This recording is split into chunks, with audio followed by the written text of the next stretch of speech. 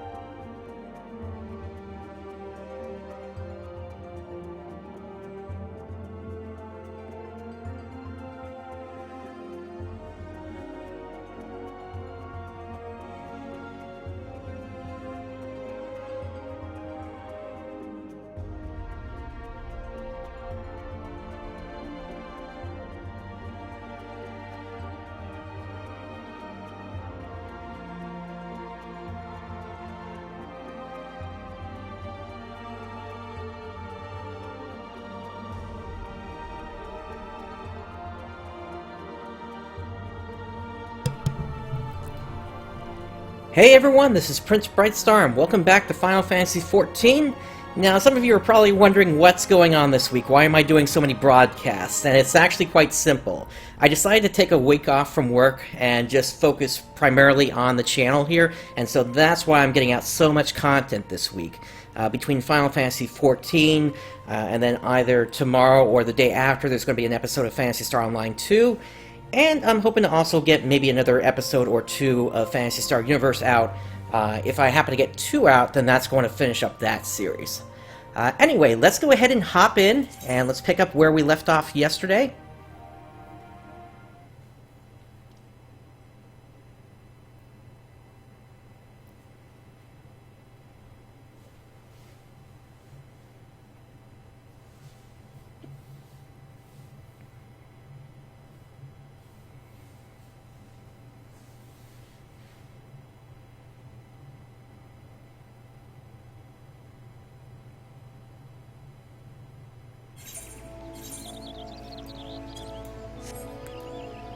Okay, and so what I want to do is I want to head back over... Actually, before we do that, I want to actually start off today by looking at what we can do with some of the other functions inside the game. So we're headed over to Old Redania.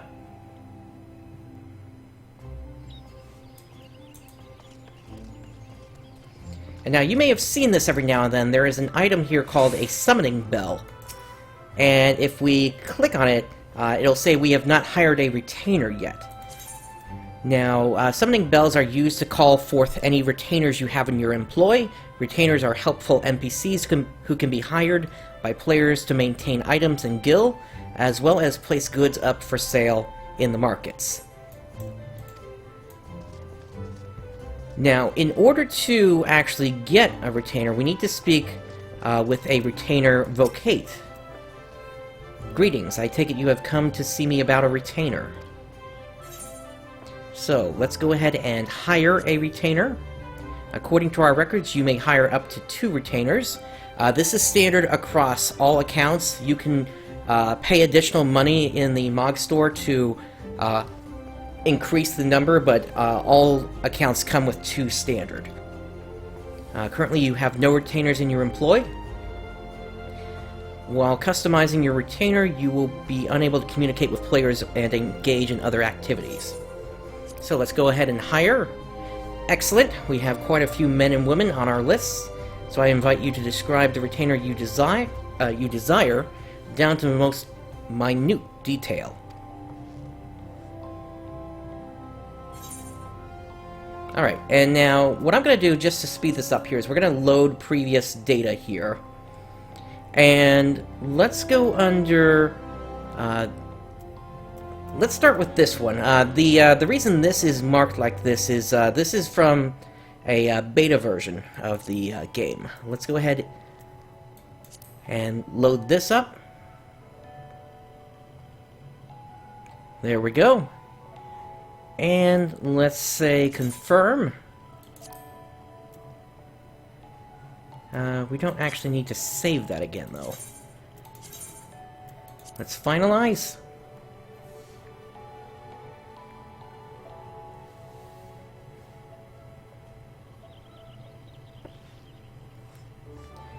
I can think of several retainers that are exactly as you desire. Oddly enough, they have strikingly different personalities. If you would be so kind as to state a preference, it would be most helpful. So, let's see. For personality, let's say we want somebody that's polite. Very well. I have just the individual in mind. When summoned, this retainer will greet you just so. How may I be of service, sir? And when dismissed, this retainer will bid you farewell just so. Thy will be done. Alright, let's go ahead and hire them. Excellent. It is also customary to give a retainer an appellation of one's own making, a nickname, as it were. We find this deepens the bond between our clients and their retainers. So, must be at least 3 characters long and contain letters and apostrophes and hyphens. So, in terms of a name, why don't we just go with Hien? That was one of the Dragonkin that is on Amaduskia in Phantasy Star Online 2. One moment, please, while I draft the proper documentation.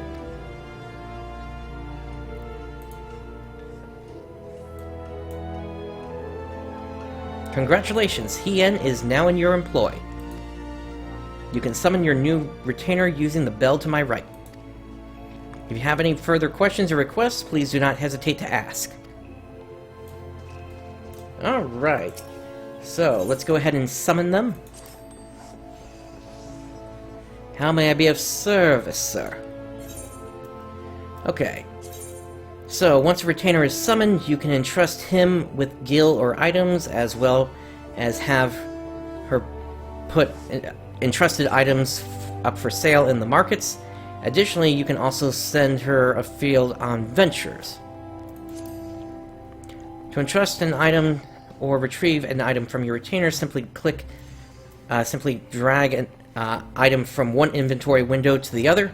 To transfer gil, click on the gil transfer button to open a separate window. Okay, so what we want to do is we want to sell some items on the market. Alright, and if you have a retainer in your employ, you can have her place items up for sale in the markets. A 5% tax is charged to every sale. To put an item up for sale, you must first entrust it to your retainer. Next, select the item from their inventory and decide upon a selling price. The number listed in the list represents the buying price offered by the NPCs. Items that are untradeable or bound to you cannot be sold to other players, therefore you will be unable to move them from your retainer inventory to the market window. Okay, so what we're going to do here is we're going to open up this menu here, and we're going to click on our weapons. That then opens up this menu, and what we're going to do is we're going to kind of start going through each of them just to see what we can actually put up for sale here. Most of these I expect we probably won't be able to put up, but from time to time you can actually find a gem that you can put up. There we go, like this one here. So, Pastoral Eucane, and comparatively 33 is what NPCs ask for, but this is actually selling for around 450 or so. So let's put this up for, say, 440, just so that we can get, so we can kind of undercut the market there. And let's see what else we can put up. This one here, the Toothed Staghorn Staff. This one is selling for around the same, let's say 470.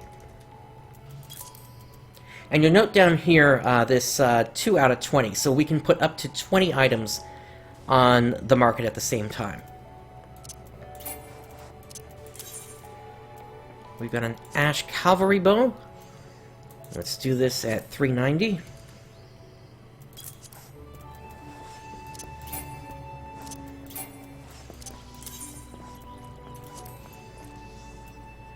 This Mithril Bow, let's set that at 7,400.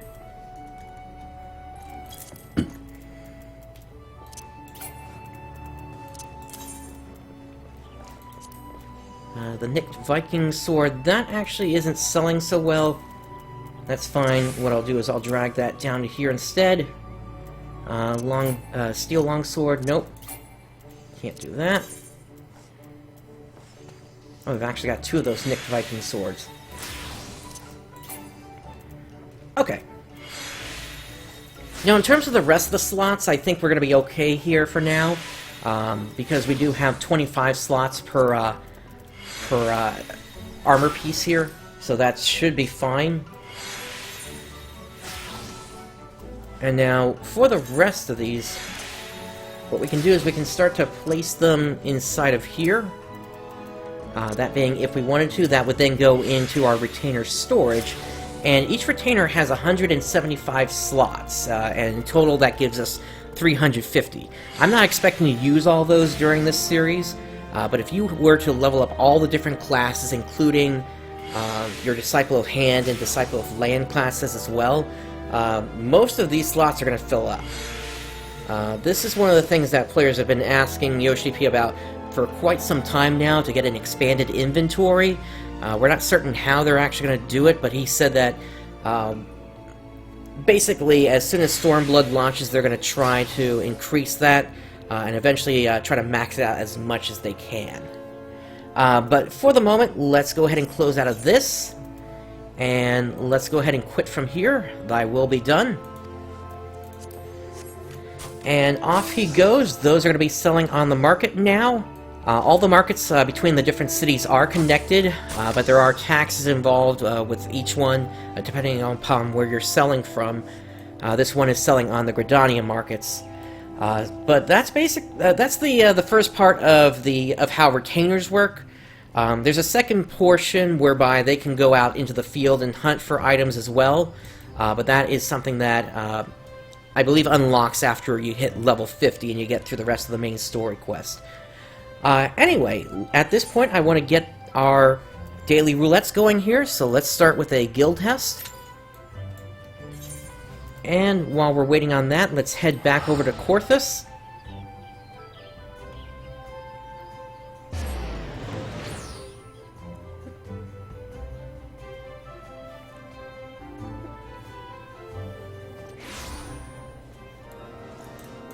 And let's hop on Ahriman.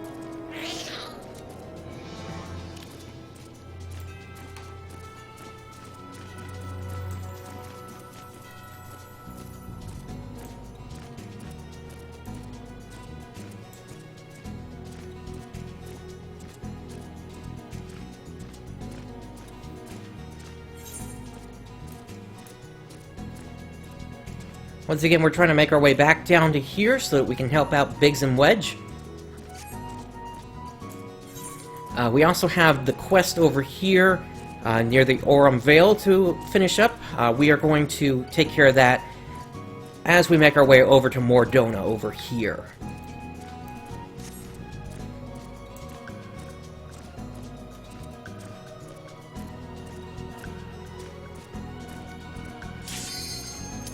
Okay, there is the guild test.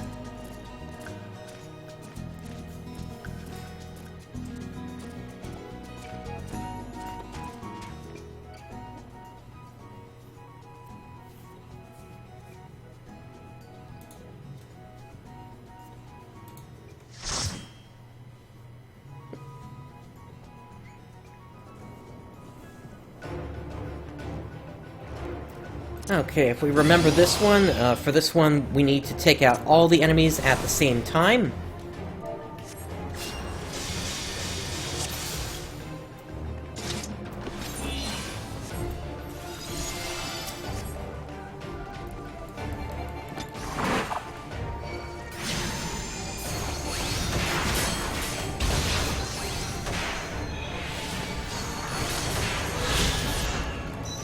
Just trying to make sure I have control over all of them.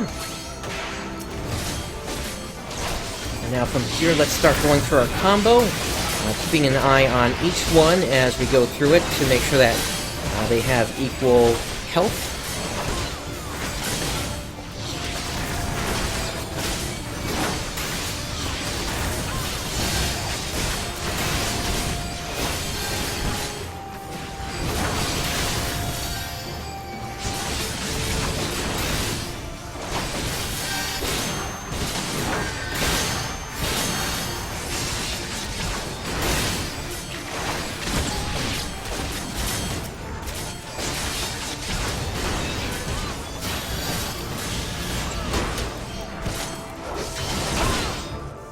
Alright, looks like somebody tried to mark that one up, but somebody's not paying attention to what's actually going on here.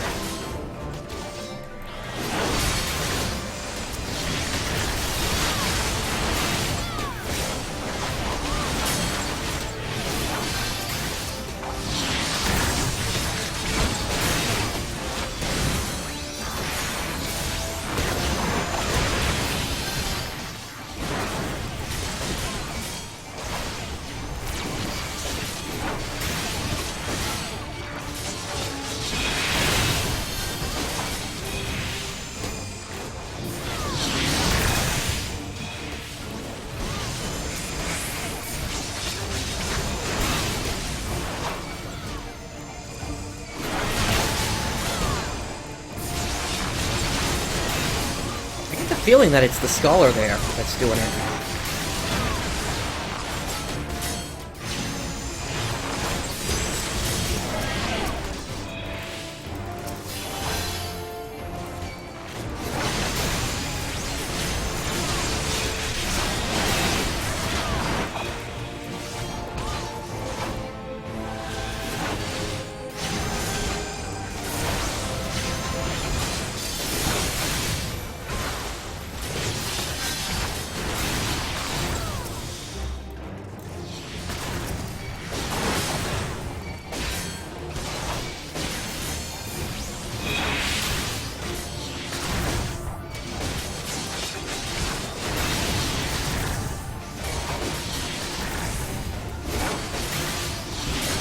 Okay, we should be good now.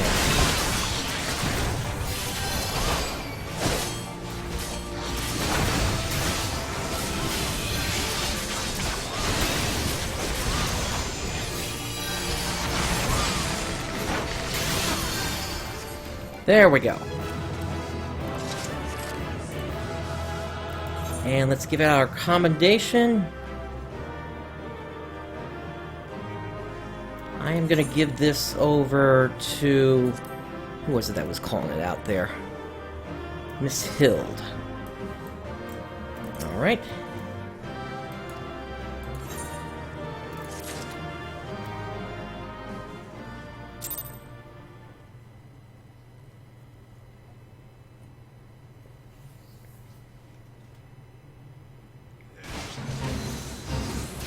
Oh, and we've got a fate here.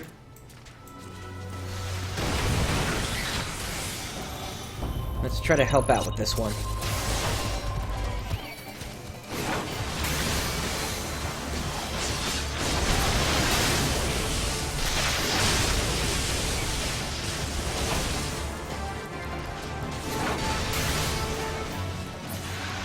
So as you can see in the side here, there are 4 logs that are being protected right now in this fate.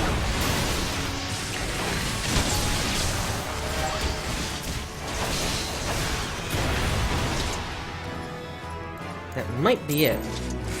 Yeah, that was it. We still got a little experience out of that. Okay, let's make our way over to here, and let's pick up the quest to help out Biggs and Wedge.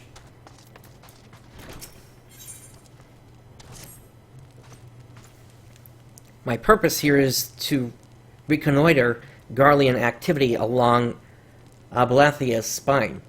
Owing to this, I have the honor of being acquainted with Y'shtola. Now, the report of the Imperial's airship emergency landing came to us by way of Zamail Darkhold, situated to the west. Our man stationed at the entrance, a knight named Briselt, may be able to tell you more. So as to expedite your mission, I shall furnish you with a letter of introduction. I pray that you will soon be reunited with your comrades. May the Fury grant you strength.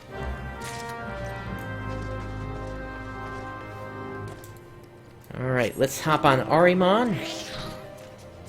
And if we remember, kind of close to that area, there was also a hunt target that we're going to take on as well.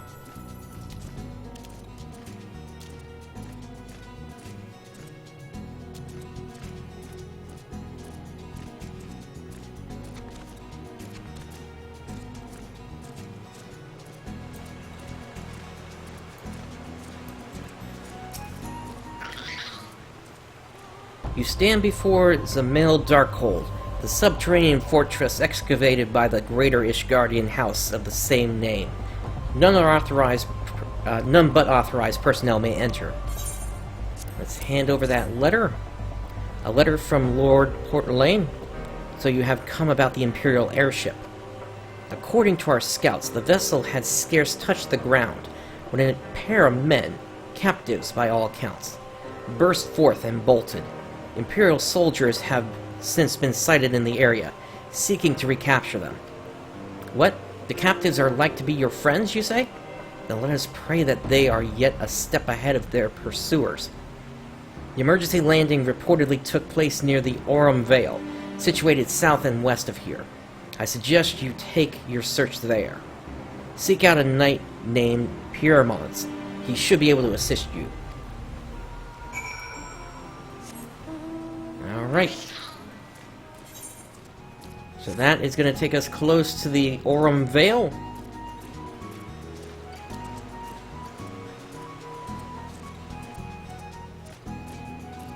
And now I'm trying to find that hunt target again real quick here. Here we go, Mud Puppy.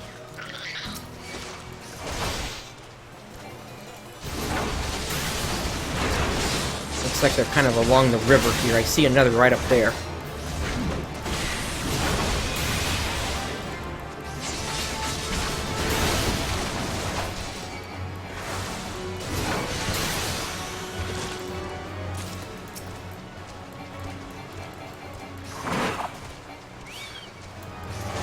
That's actually quite a number we have to take out, 5 of them.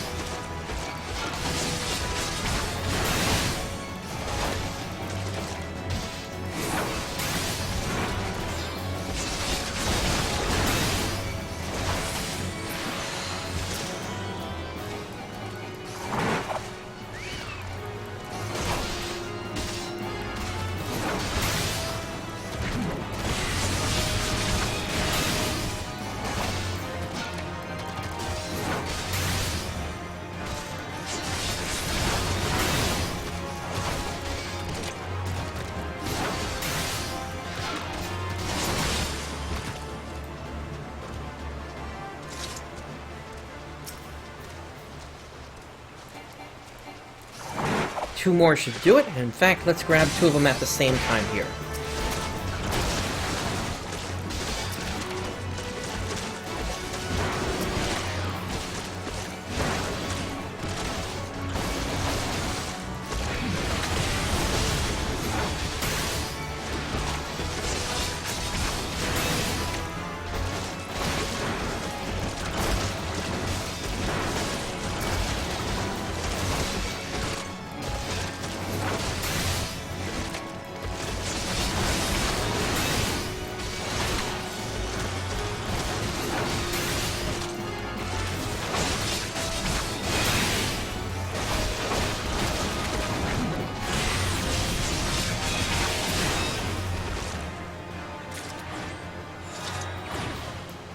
Alrighty, that finishes them off. Let's bring up the hunt log real quick here. Yes, there we go. Actually, looks like they could also be found in Mor Dhona there. Alright, let's head towards the Aurum Vale. And as we make our way down to there, let's also start up the leveling roulette.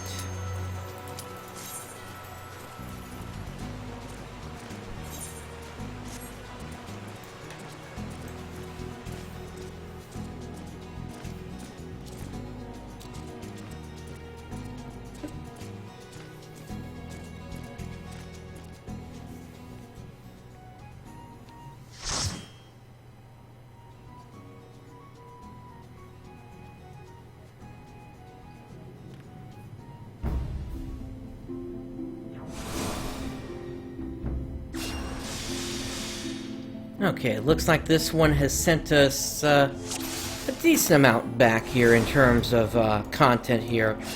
This is Copperbell Mines, one of the first ones that you actually encounter in games. So this should be fairly quick.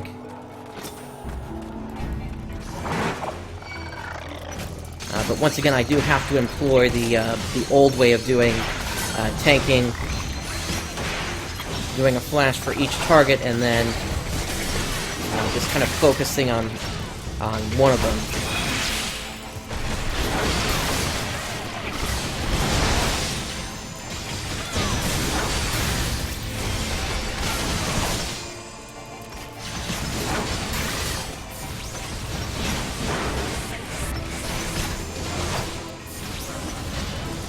Right.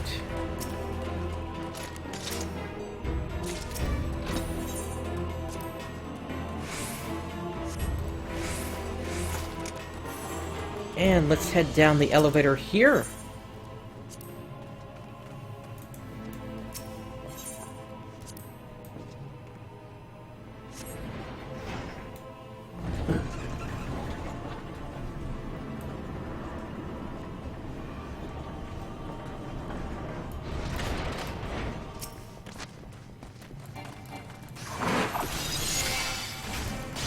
Alright, let's start to make our way through. Do a double pull here. And with that, I'll pop one of my cooldowns just to help out.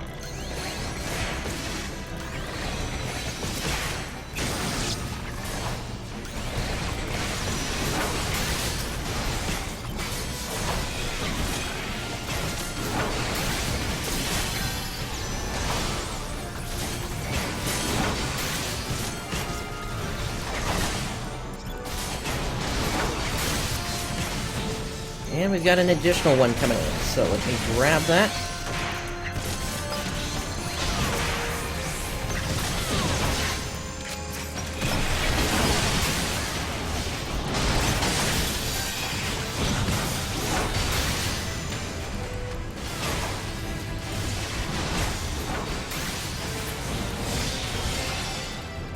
Alrighty, let's make our way forward.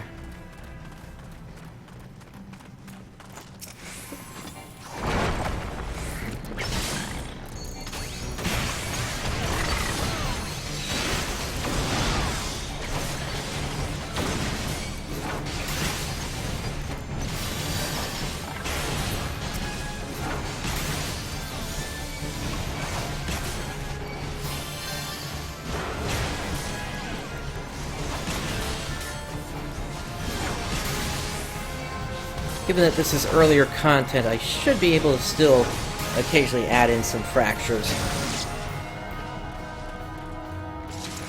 But not too often. Once again, I don't have my shield oath to help me.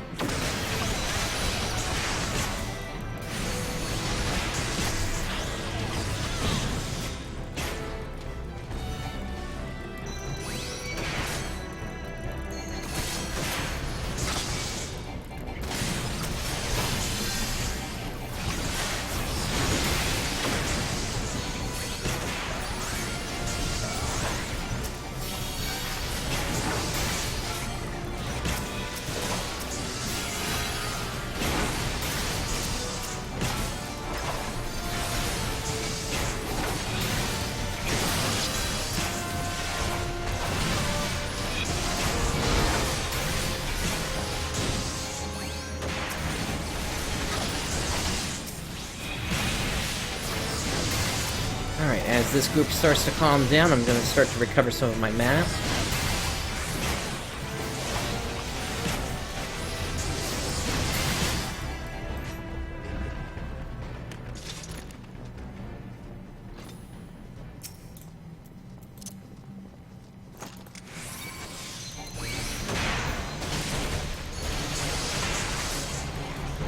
And once again, every little bit helps with making sure that you have your food.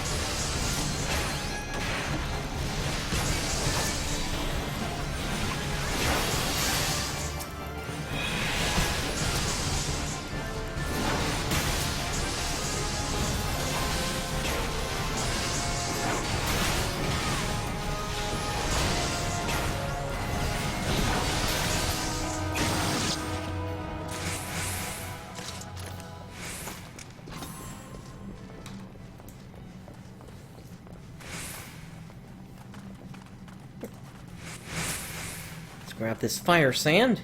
We're going to need that shortly.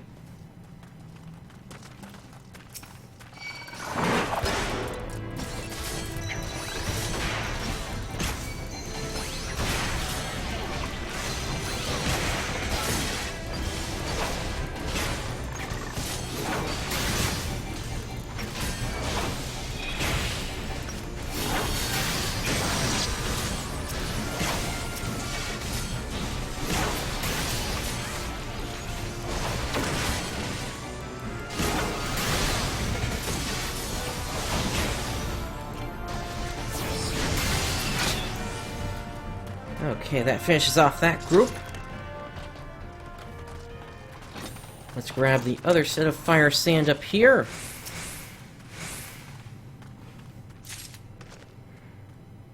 And now that thing over there can go boom.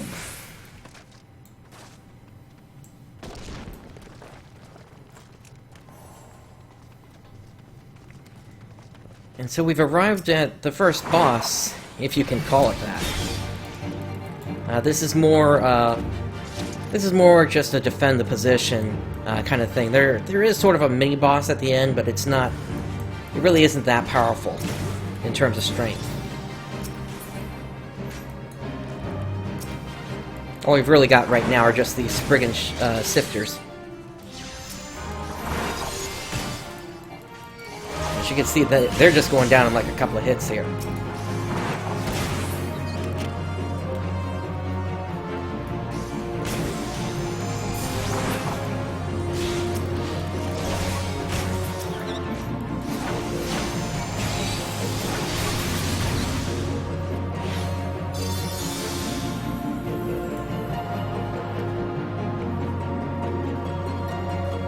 Here comes the...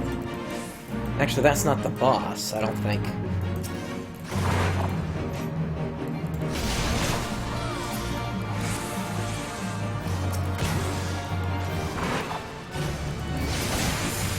They should be coming shortly, though.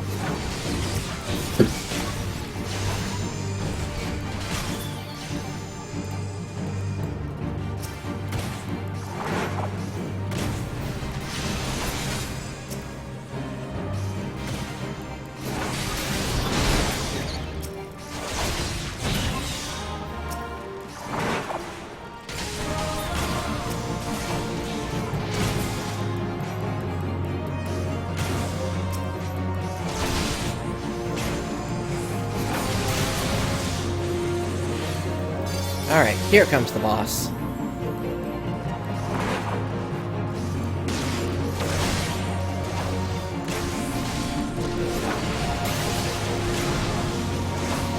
And this guy doesn't have any aggro taken. That's why it shows a number 1 next to my name there instead of an A. If it has an A, that's an indication that you do have the target's enemy, or rather that the target hates you the most. But if you're tanking and it's just showing a 1, that means it just simply doesn't even care.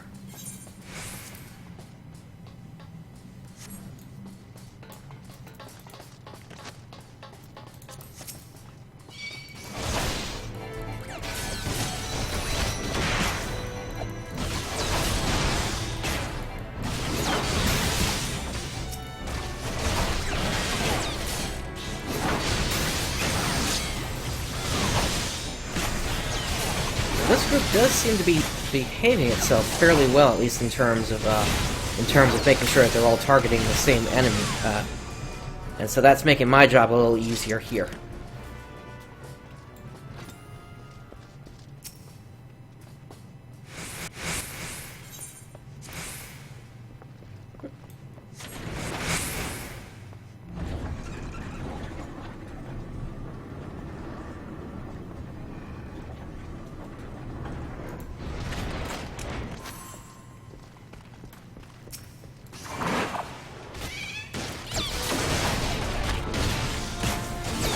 See that guy coming.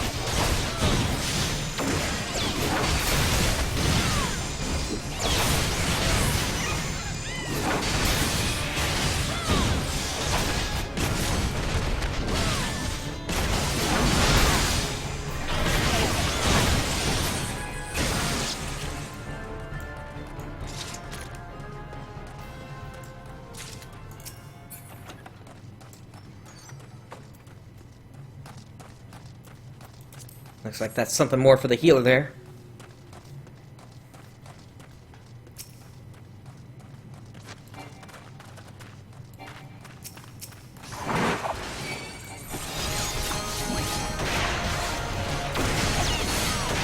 Okay, 3 flashes.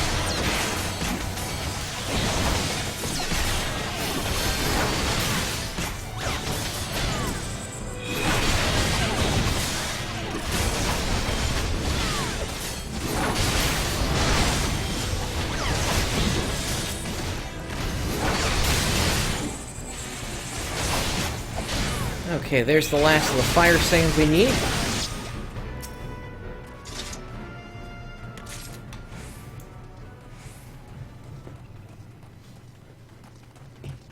Now from here we can get the next area open.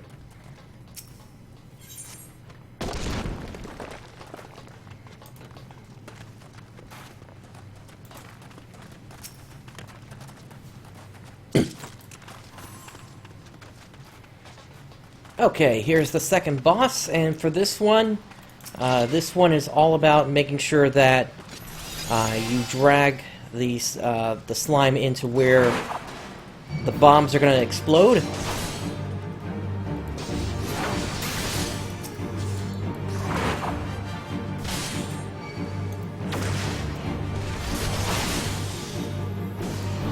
While also not getting caught in the explosion yourself.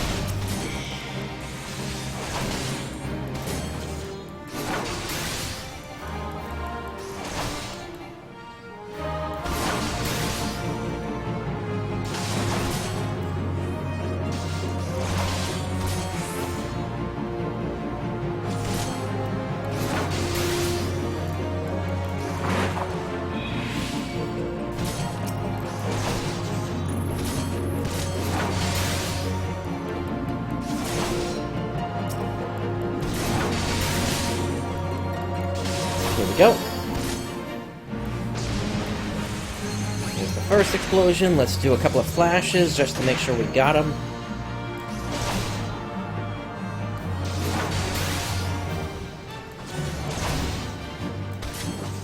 Now we're just waiting for the plunger to come up again. There we go.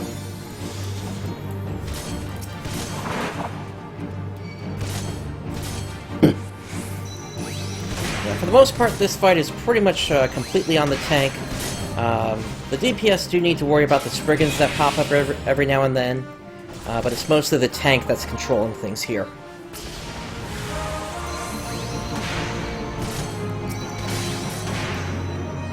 Alright, one more explosion and we should be able to start actually taking these slimes out.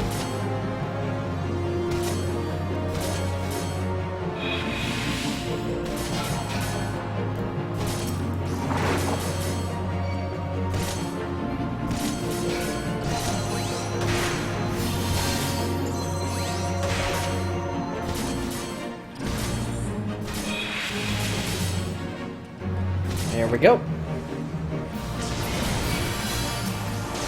Alright, let's take out the Icarus Ire.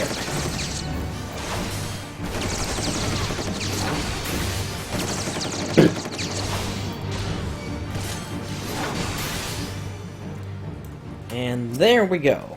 Let's grab this fire sand.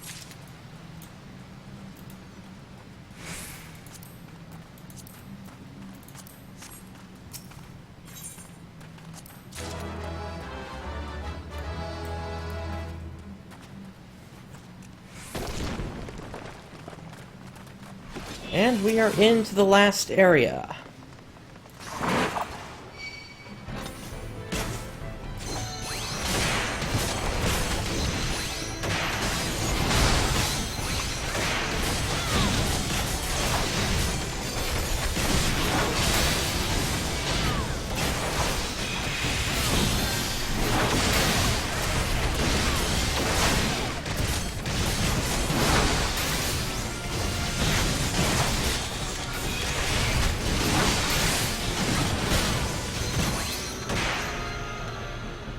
Alright, let's head down here.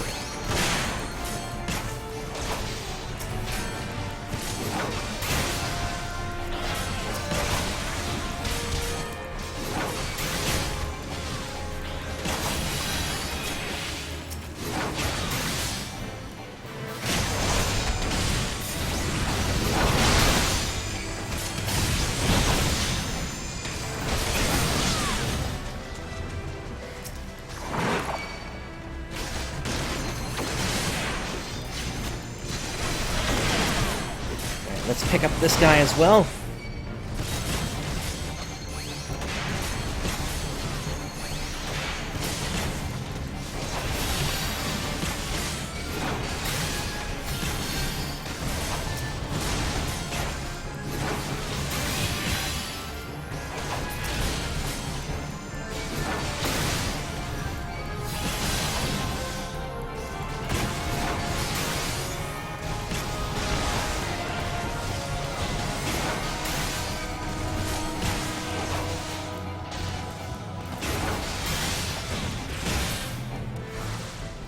Okay, down this path. Oh, we got a couple more enemies to take care of. Sorry about the weird camera angles here. This is it's really tight in here.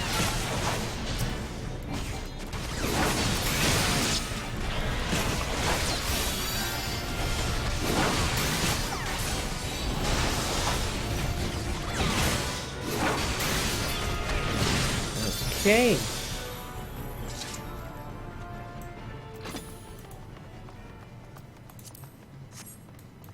And we have arrived at the last boss.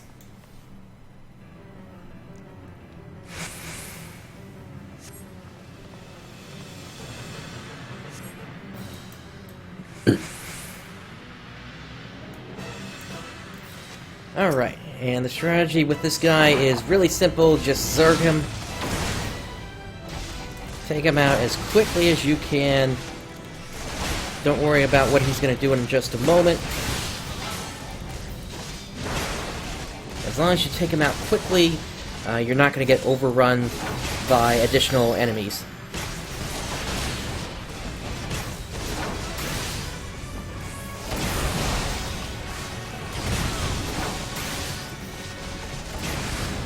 Let's pop our fight or flight.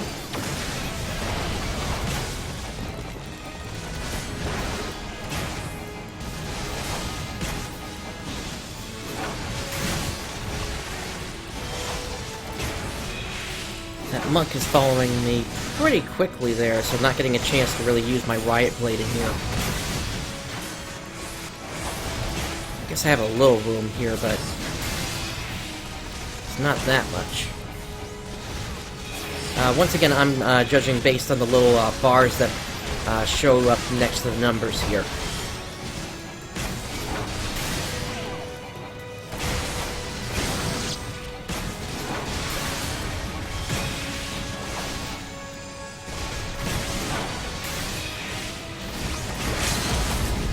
Okay, there goes the limit break.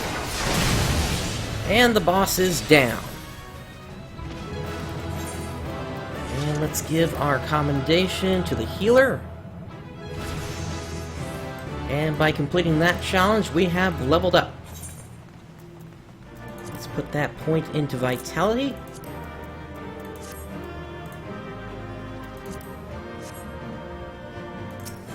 And let's get out of here.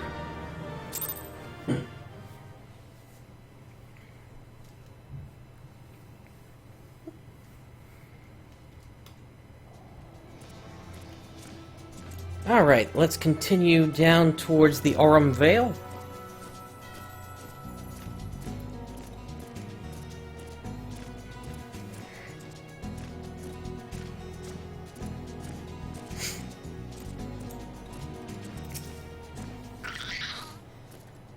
Hail, adventurer! Wait, do not tell me. Nedrick sent you. Tell me this, adventurer. Do you know how the Aurum Vale earned its most enticing name? Well, allow me to enlighten you. The cave is rich with sulfur and mithril ore, which, through reactions with the groundwater, combine to exude golden-hued fumes. A beautiful sight, that is, until you realize the damn death clouds are burning your chest from within. If you still wish to take your life in your hands, I'll not be the one that stops you, but do try not to get killed. I've dragged enough corpses out of the Vale to last me a lifetime.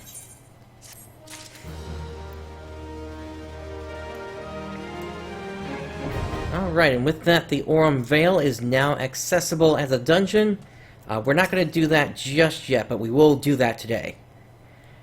The Imperial airship Aye, I saw it approach to land with mine own 2 eyes.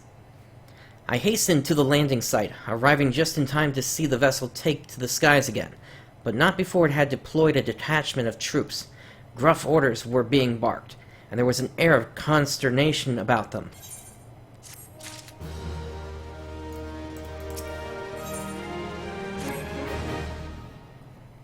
There were prisoners aboard the airship, it seems, and they seized the opportunity to flee when the vessel was forced to land. The Garleans who were deployed formed search parties and proceeded to scour the wilderness. In order to alert our forces, I returned to my post to find evidence that someone had been here in my absence. Whoever they were, they tried the door to no avail, and decided to go elsewhere. In all, I marked 2 sets of footprints, one large and one small. If you search the area, mayhap you will be able to follow the prints to their owners. So, footsteps follow.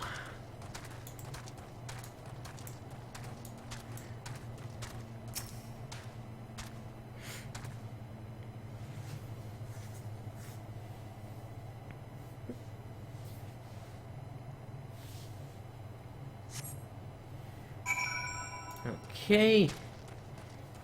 And it looks like the footsteps continue over here.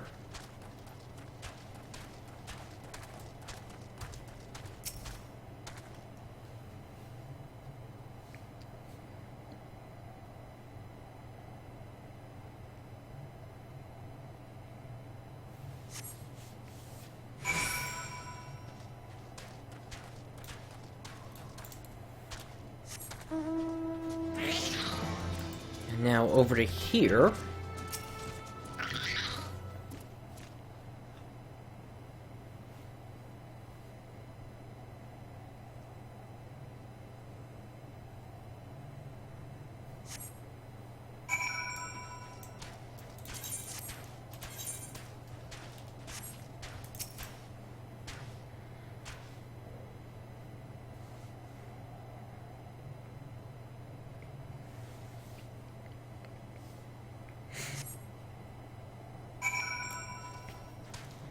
This is quite the trail of footprints.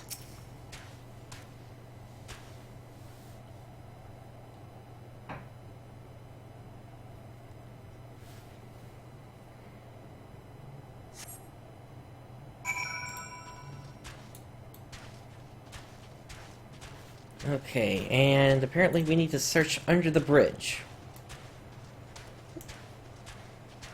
In fact, that was a pretty telling sign there. It's Wedge!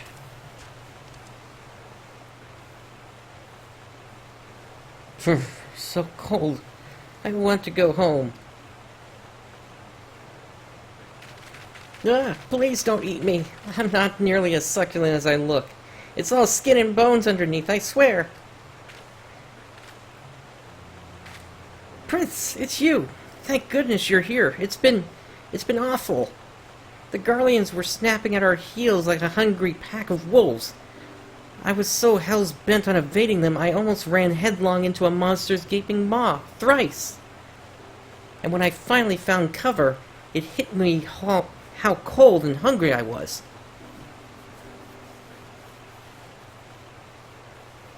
Biggs? He isn't here. He went off in a different direction to lure our pursuers away. It's me, Sid. Have you had any success? Tracked down Wedge? That's wonderful news. Now what of Biggs? I see. But it hardly surprises me that the big fellow went off as he did. For all the tongue-lashing he gives Wedge, he's always taken care of him. I've scoured the area surrounding the Darkhold, but have nothing to show for it. At any rate, we know for a fact that Biggs headed west, with both Yida and Y'shtola helping out. I'm sure he'll turn up soon. Now then, I'll make my way over to your position while keeping an eye out for Biggs. If memory serves, there should be an Ishgardian fortification not far to your west. Monument Tower, I believe it's called. Let us meet there. Dare I hope? Was that Master Garlon you spoke with? After 5 long years. Thank goodness he's alive. I'm feeling better now, Prince. Let's go to Monument Tower and wait for the chief to arrive. Alrighty. And Monument Tower is all the way over here.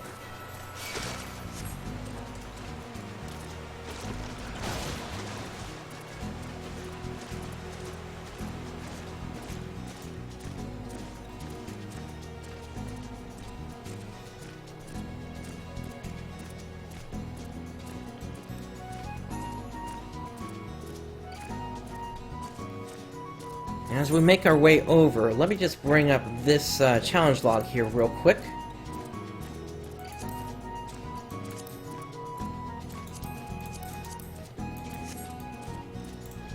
I just wanted to see what we still need to complete here this week.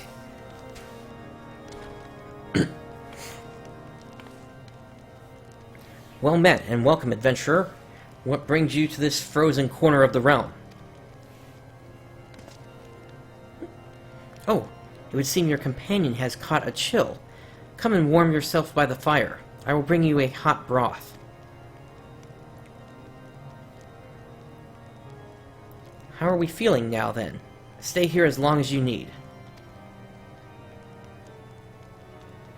The same goes for you, friend. 'Tis plain you have a hard journey ahead of you. You must find rest when you can.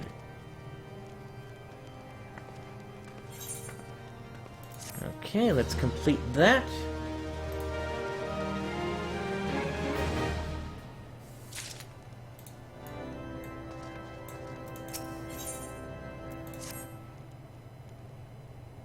I'm fine now, thanks to you.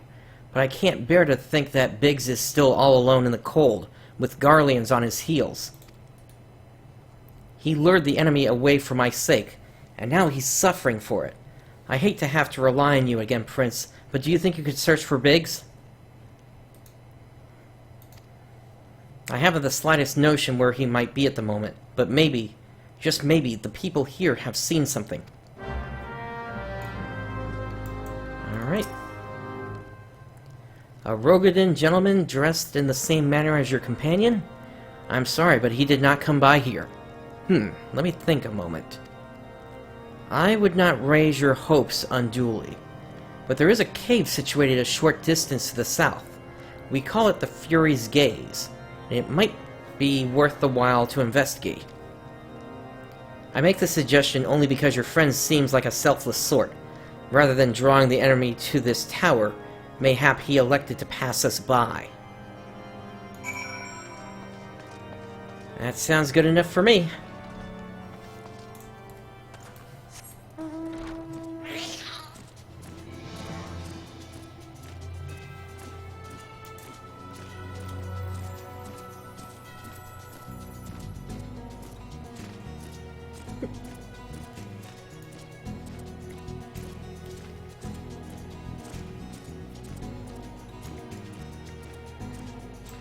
Alright, we got some plasmoid in here.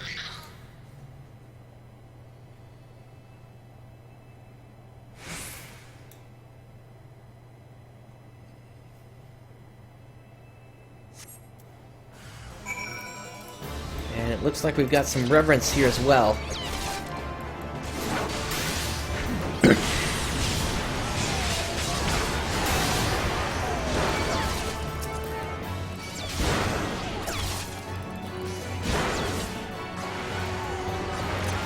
It appears Hadron has left me, so let me bring him back out.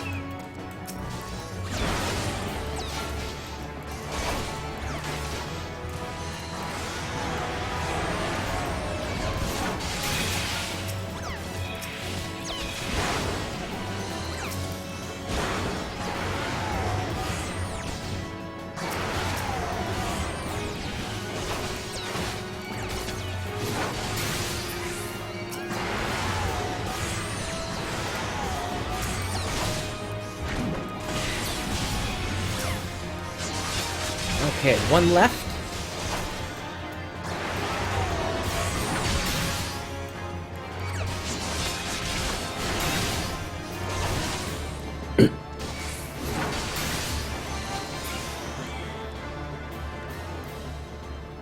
And there we go. Hadrid also got a bit of experience there as well.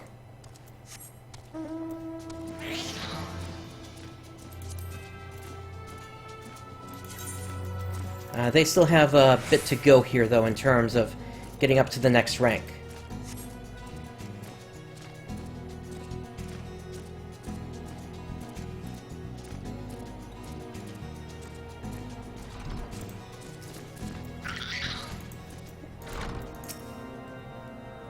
Prince, were you able to learn anything? Not in this area? Well, that stands to reason, I suppose, seeing as he was trying to lure the Garleans away from me. But where within this vast sea of snow and ice could he be?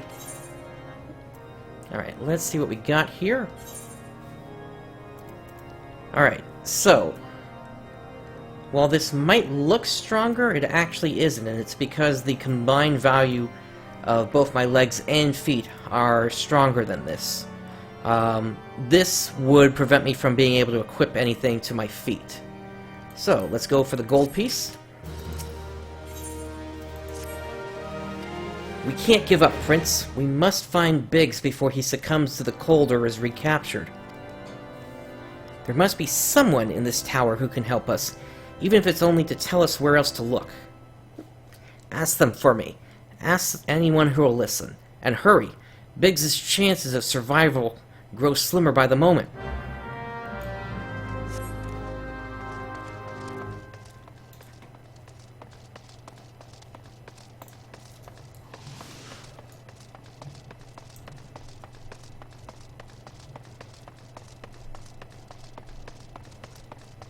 Well, once again, we got another of these really tall towers.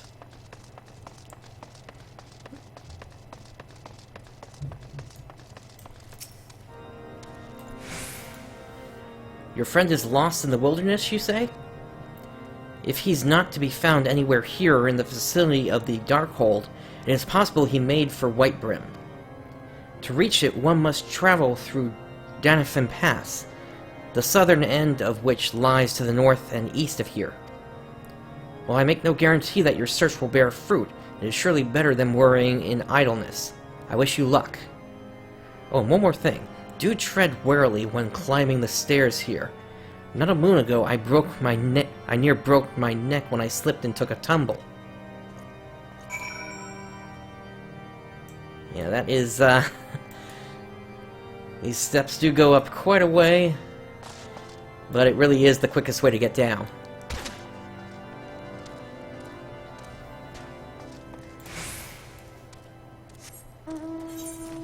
Alright, so we are headed for Danafin Pass. Looks like there's also a fate nearby, so we will take that on.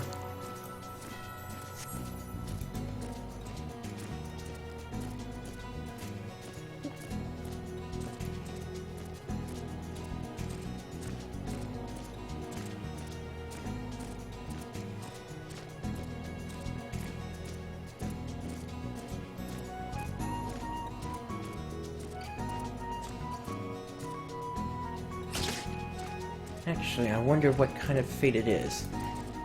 Okay. This one appears to be boss-based.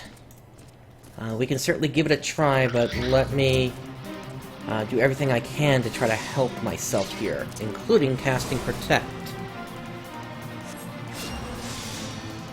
Alright, let's go ahead and pull him.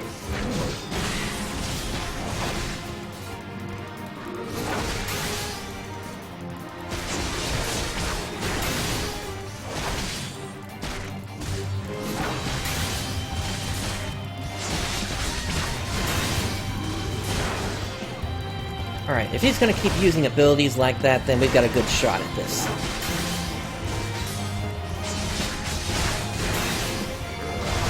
My only concern now, though, becomes how much time is left.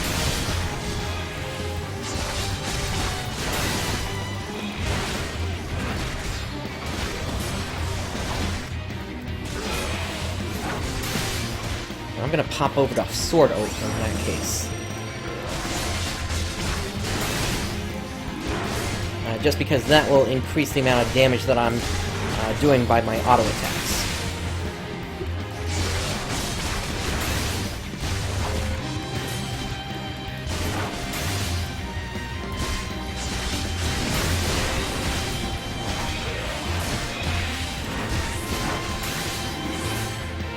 Also going to tell Hadrid to attack only.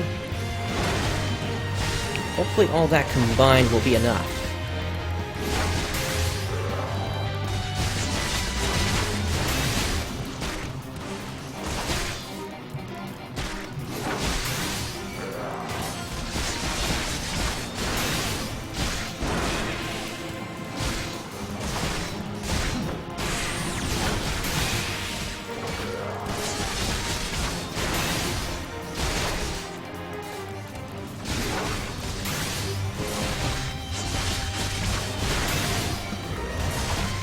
I don't think we're gonna make it. We should still get a gold out of it, but I believe this fate is gonna fail, and that's just simply because of how much time was left.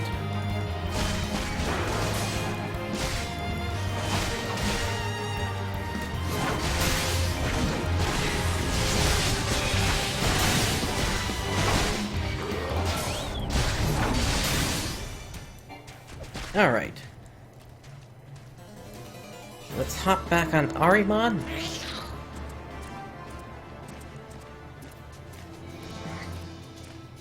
This seems to be the way out of here. Yeah, this area seems to be... I don't know, there seems to be like some sort of a tower here or something. Oh hey, we've actually got a hunt target here. In that case, we might be here for another minute or two.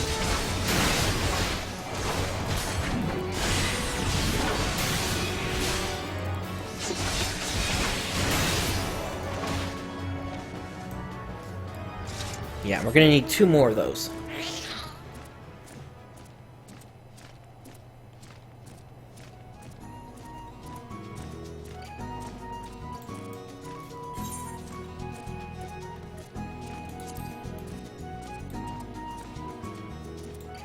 Alright, we need luggers. There's one down there.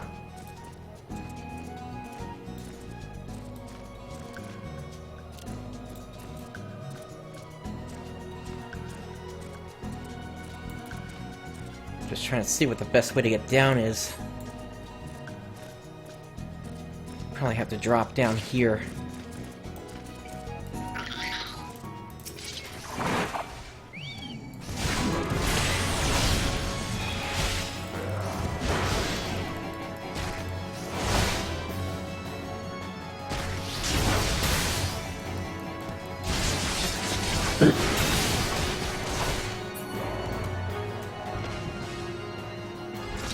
Okay, we need 1 more of them.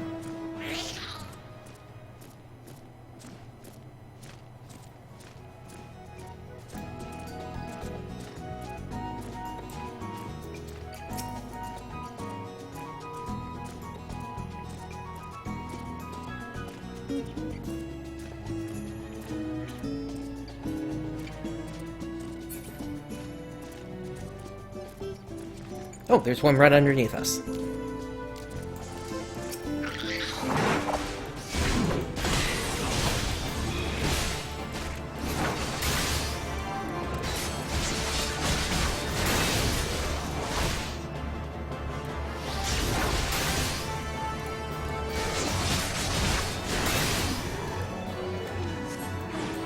Alright, that hunt target is done.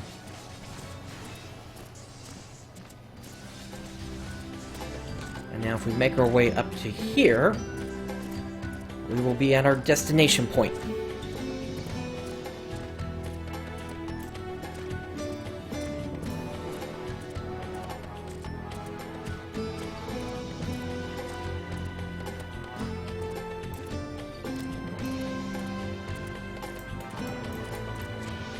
Oh hey, Y'shtola's here.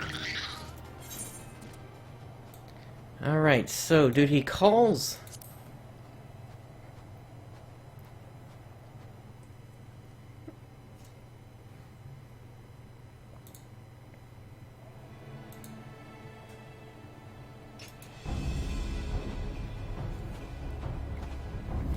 Our orders are to take you back, dead or alive. Which will it be, engineer? Why don't you come and find out, Tinhead? Ah, Prince. It is well that you are here. The situation is grave.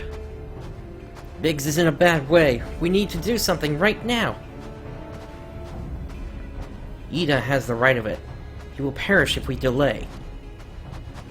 With me.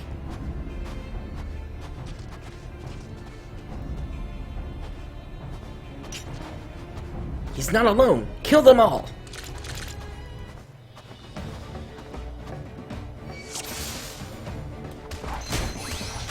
Alright. So, let's see. I don't see any healers in the group, so that's some good news.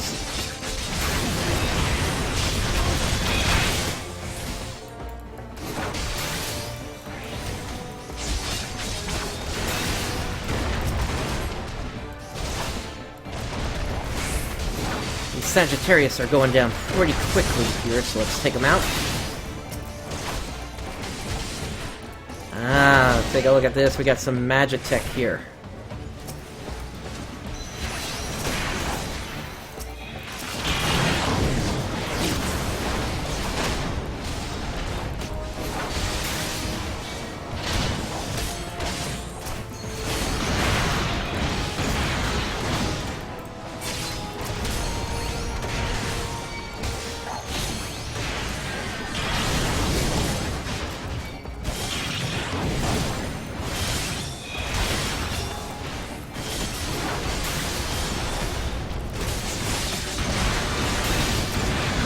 I gotta heal Biggs if I can.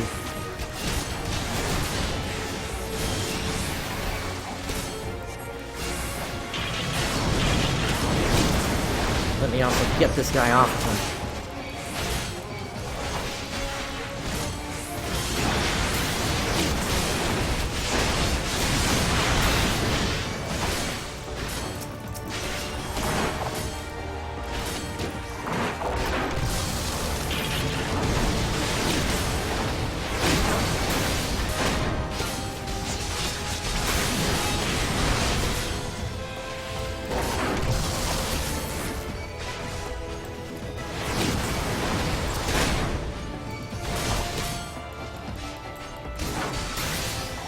Okay, looks like we are almost done here.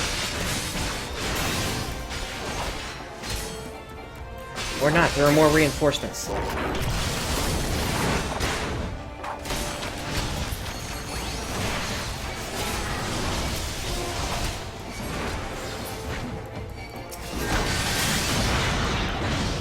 Thank you for the healing, Yashola.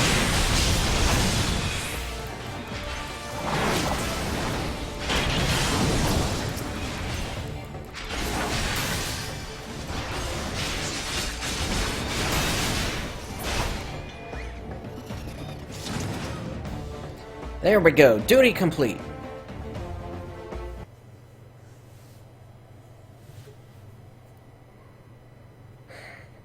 My thanks. Another moment, and I would have...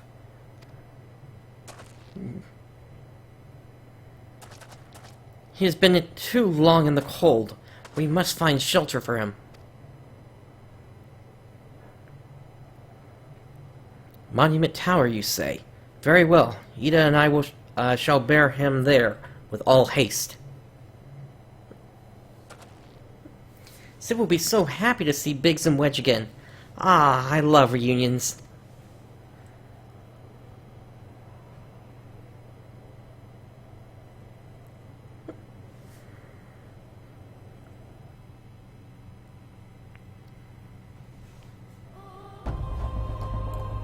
Alright, let us make our way back.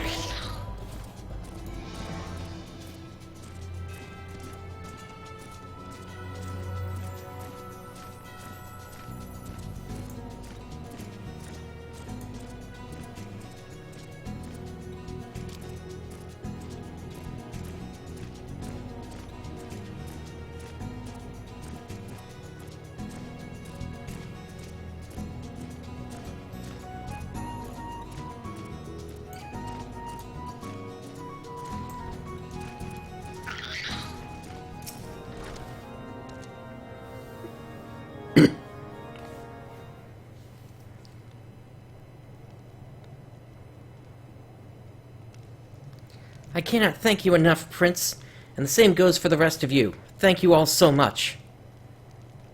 Oh, don't mention it. We are a family, are we not? Well, yes, it's just, I didn't think I'd ever see him again. I owe a lot of you my life.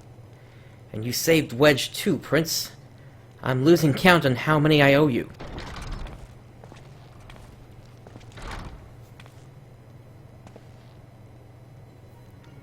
Biggs, Wedge, gods, it's good to see the two of you again. Chief, it's you. It's really you. In our hearts, we knew you were still alive, but to finally see you in the flesh...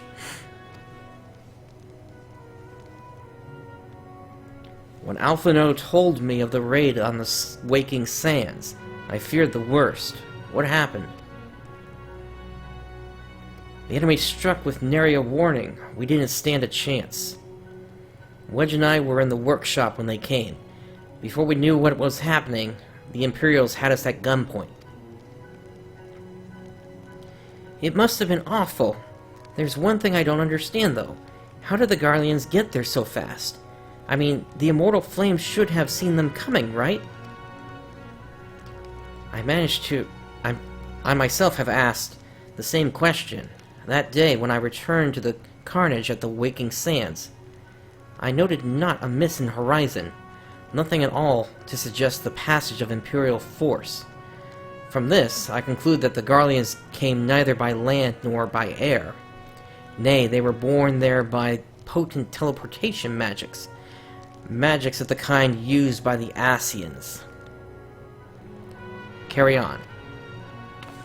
We were bound and blindfolded, and bundled into the cargo bay of a waiting airship. I can't rightly say how long we were aboard, but when the time came for us to disembark, we found ourselves in the midst of an Imperial stronghold, Castrum Sentry.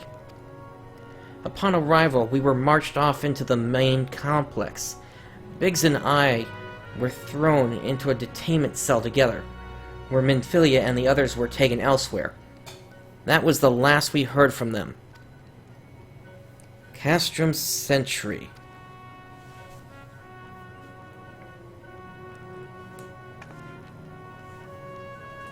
What happened next? Well, we were held in isolation for what felt like years, but was probably moons, or maybe only weeks. And then, without warning, the Imperials collected the pair of us, and put us on another vessel, which we found out was bound for Garlemald, much to our dread. We knew that if we were taken back there, we weren't like to leave again. So risky though it was, we sabotaged the ship's altitude control, thereby forcing an emergency landing. And in the midst of the ensuing chaos, we managed to slip our captors. The rest, as they say, is history.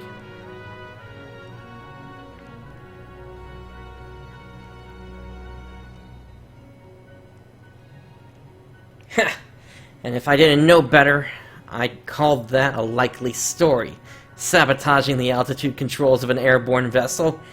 That will be a Biggs handiwork.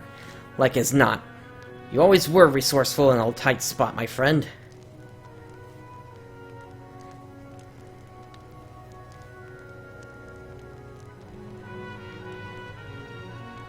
Prince, thank you for returning my dear assistance to me.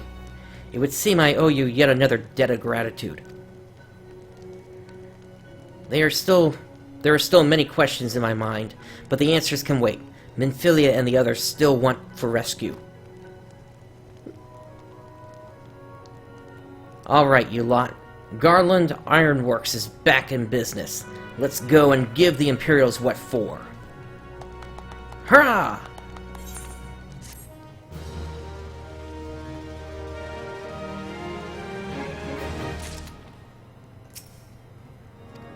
Alright, let's speak to Sid. Thanks to you, Biggs and Wedge are with us again. Now we must find a way to rescue Minfilia and the others. Gods know we've kept them waiting too long already. Based on what we've learned, I believe it's safe to say they're being held at Castrum Sentry. So let us convene at Revenant's Toll in Mor Dhona. 'Tis a good place as any to prepare, and better than most. The road leading east then south will get you there. When we arrive, let us seek the advice of the local adventurers. We're bound to learn a thing or two that will benefit our mission. Alright. So we are finally making our way over to Mor Dhona. Mor Dhona was effectively the endgame city. Once you hit level 50, that was basically where you spent most of your time outside. If you ever stayed at the main three, Gridania, Limsa Lominsa, or Ul'dah. And Mor Dhona basically had where you could get endgame gear and such, so that's why a lot of people would stay near there.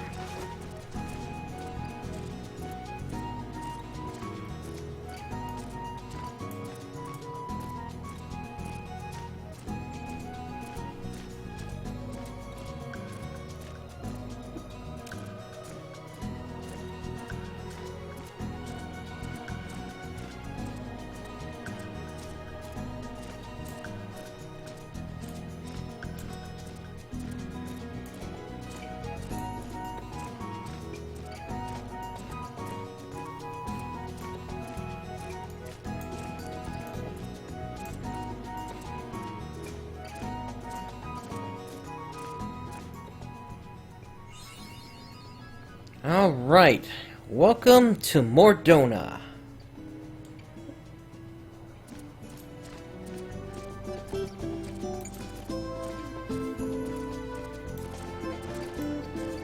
And let me just take a quick stop here. I just want to see something real quick here. Alright, so this is where we can actually use those Allegan Tomestones of Poetics we've been picking up from the hunts. Let's just take a quick look at what things cost around here. So as we can see, they actually do cost quite a bit here. We've only got 90 right now. The thing that we'll probably be able to pick up the quickest here is going to be an Ironworks Magitech shield. But the other thing I do want to note is that all the gear here is only available for use once we hit level 50, and we're not quite there just yet. So we still got a little time to work with here.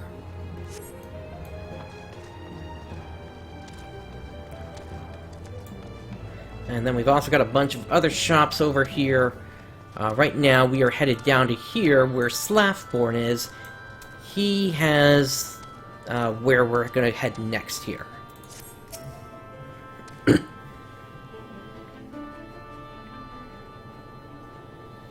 Well met, friend. What brings you to Revenant's Toll?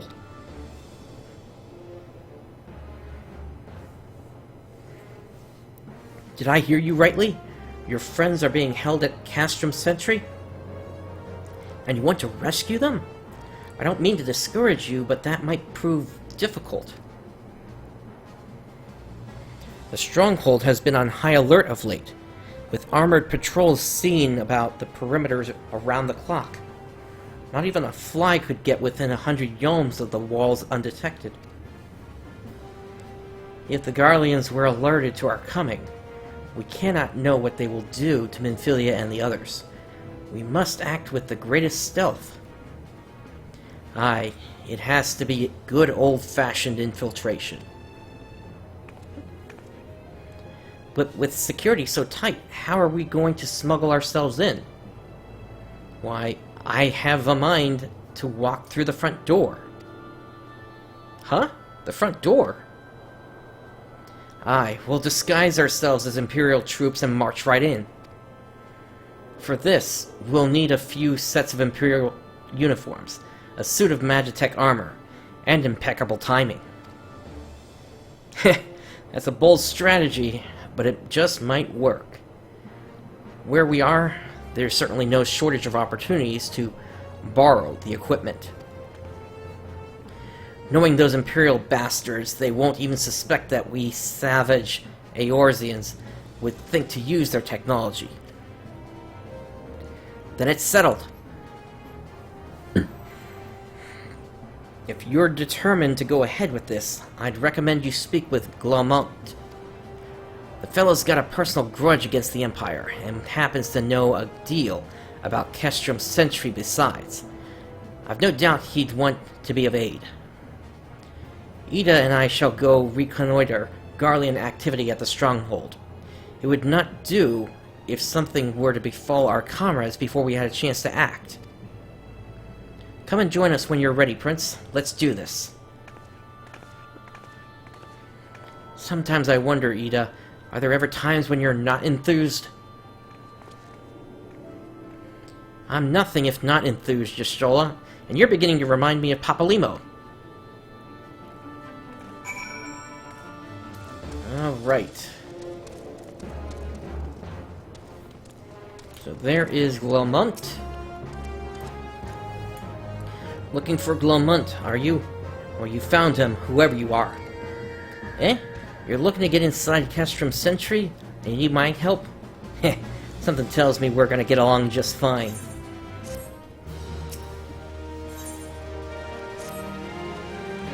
So, you have friends at Kestrom's Sentry want for rescue? That Slaffborn knows me too well. Aye, you can count on my help. I've got a score to settle with the Imperials, and I never pass on an opportunity to get back at the Horselands. But enough about me, let's talk strategy. Rescuing folk from captivity is right delicate business. A single oversight, just one little blunder, and it's all over. You can't leave any room for uncertainty. For starters, you need to confirm beyond the shadow of the doubt that your friends are where you think they are. You don't want to risk your neck only to discover they've been moved elsewhere. But how can you find out, you ask? By following these instructions. If you approach Sentry from the east, you'll see a swampland to your left called the Tangle. Get in there, never mind all the morbals, and navigate your way to the southwestern corner. You'll come upon some drainage pipes coming down from the stronghold. Don't ask me how I know, but one of them leads back up to the command tower. If you listen closely, it might be as you can eavesdrop on some of the happenings within. Once we know for certain your friends are there, we'll move to the next stage of the operation. Now get going and Godspeed. Alrighty. So we are making our way to the west. And we are headed down to this point over here. But we do have a fate up.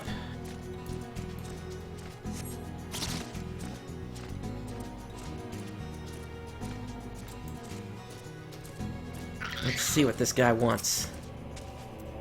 I beg your pardon, sir. I seem to have bitten off a tad more than I can chew, and could use a helping hand from a fellow adventurer. I accepted a leave quest to gather up abandoned supplies from the ruins of Camp Revenant's Toll, thinking all I would have to do is run in, collect the items, and sneak out. Little did I know the place would be crawling with hungry gigantoads. How about this? I give you half of the leave quest reward in exchange for ridding the area of the Nixes? Alright, 51%. And I'll do the collecting. Do we have an accord? Sure, let's get this going.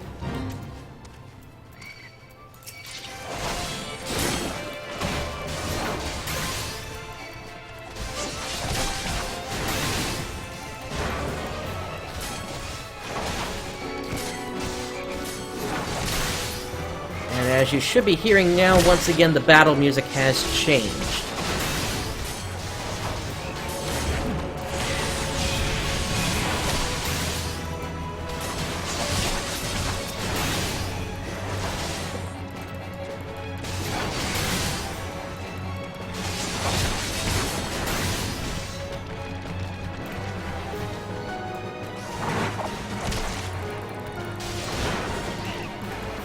These Nixes sure like to give you a tongue lashing.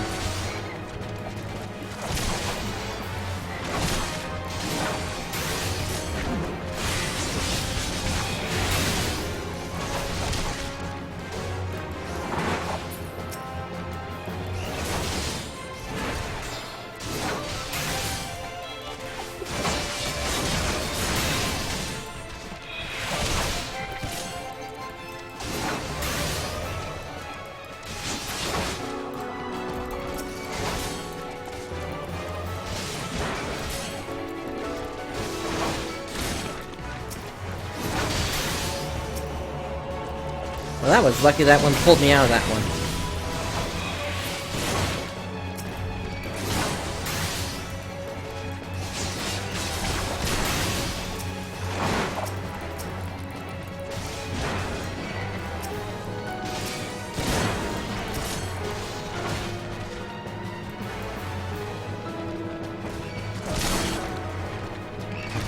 Alright, this is starting to get a little crazy here.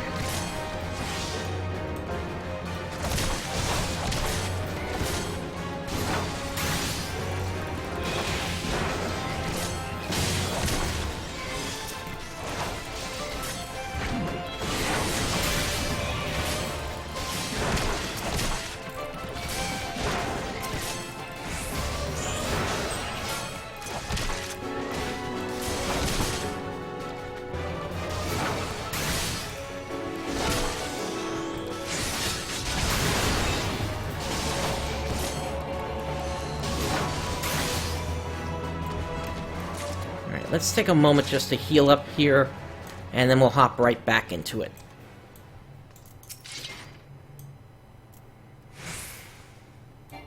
That should be good.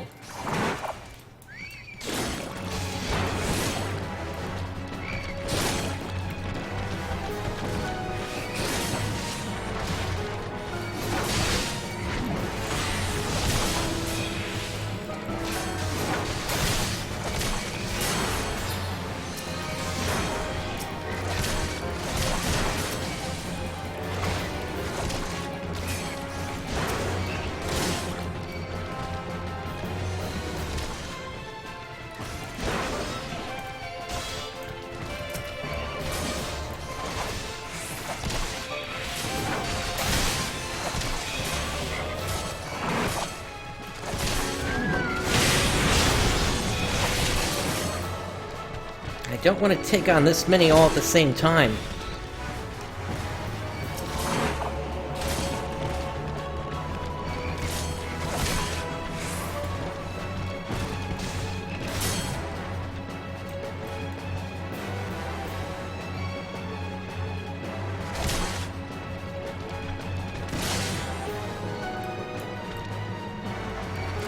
Okay, that's a bit more manageable.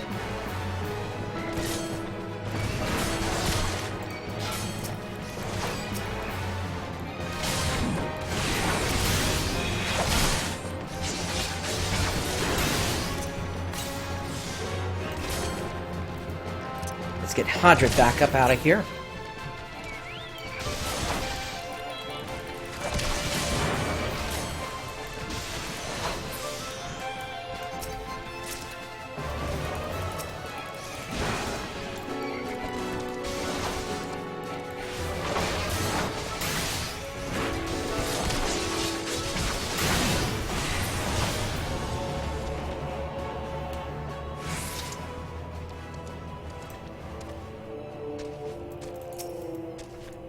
Looks like we're about, I want to say maybe 3/5 of the way done.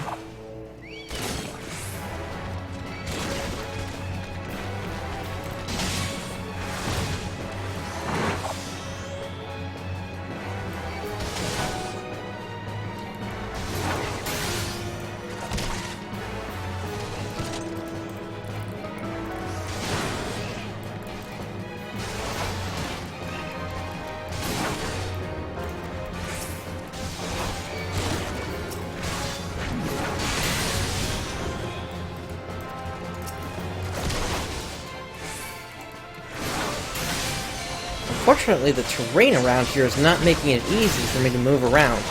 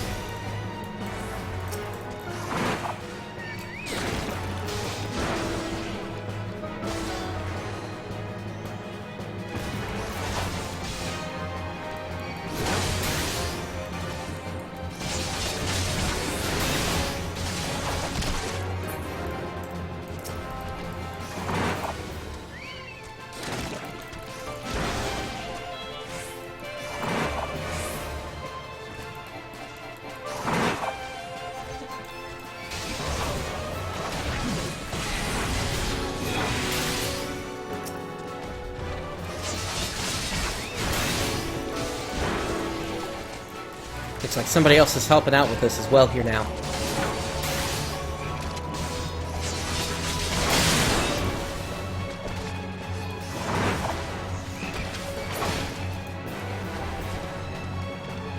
Okay, that finishes up the fate.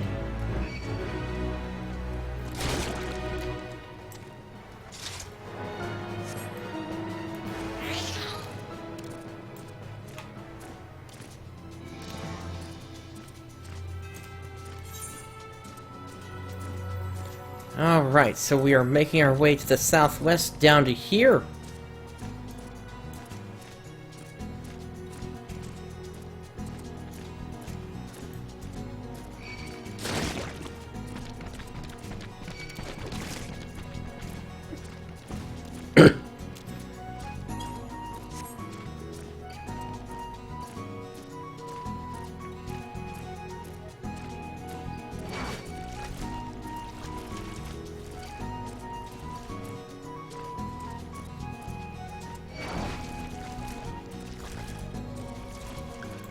Now the pipes are right over there. I just want to double check something that's over here.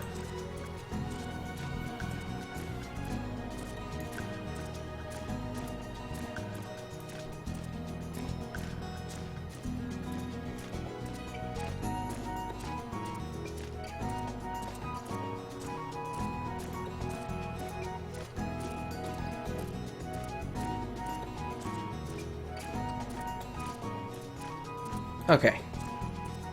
I thought there might have been a hunt target over here. It looks like I was wrong.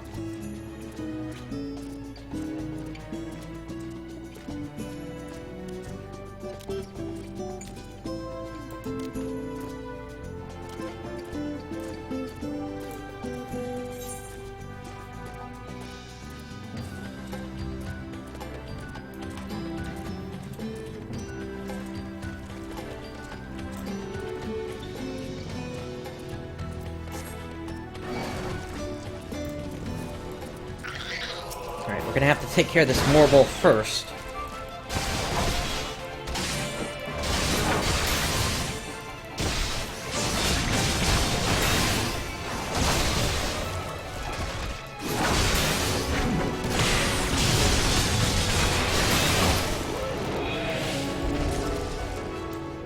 Down it goes! And now let's take a look at this drainage pipe. Oh!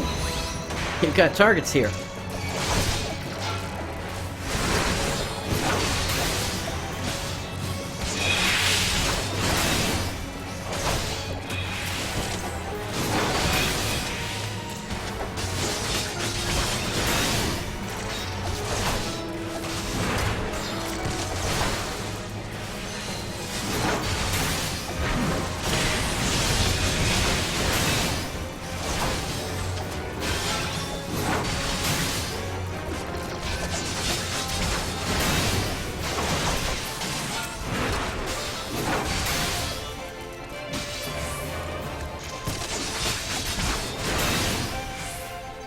Alright.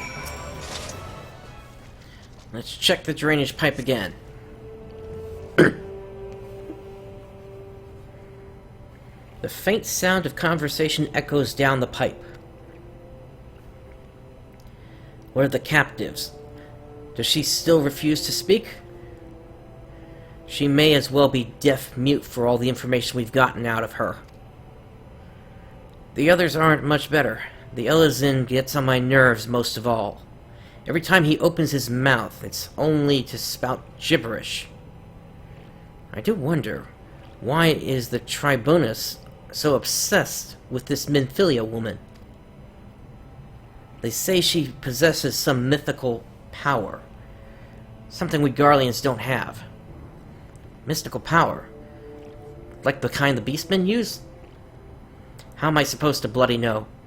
If you're so curious, why don't you ask the Tribunus yourself? As well try to tumble her. I like my head where it is. Thank you very much. Our break is over. Best we get back to our stations. The footfalls grow fainter until all is silent. Alright, so that confirms that Minfilia is there.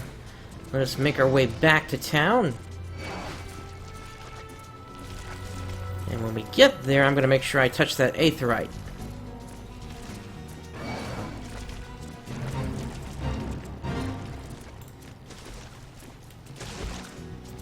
And it appears we have another fate here.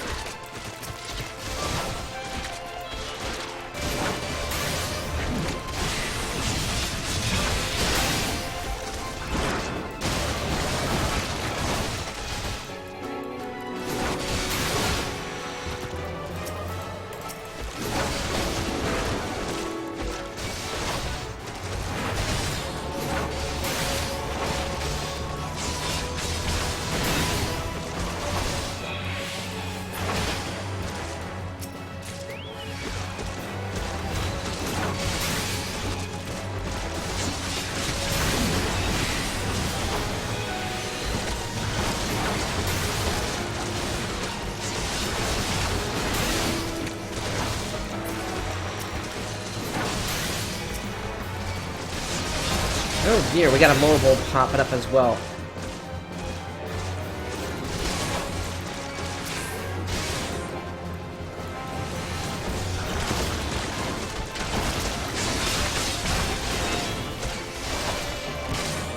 And I think somebody else is also helping out here.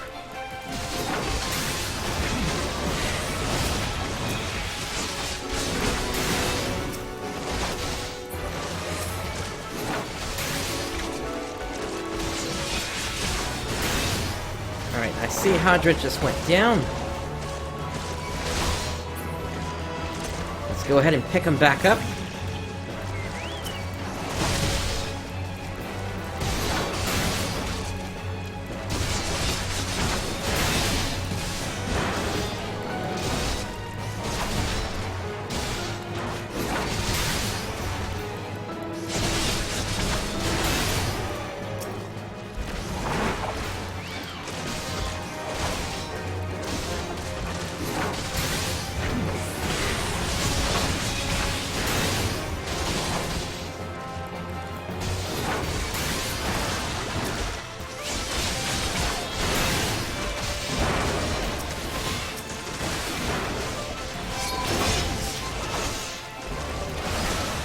Seems like that's a Dark Knight that's helping us here.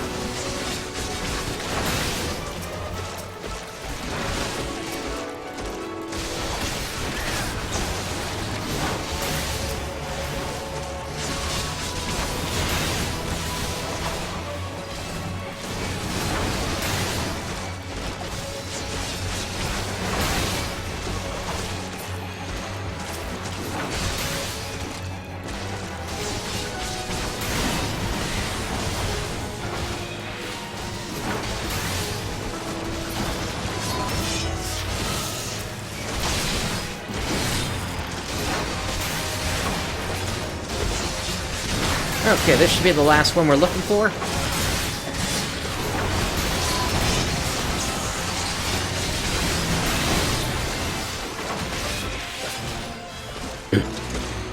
Alright, and that clears up that fate.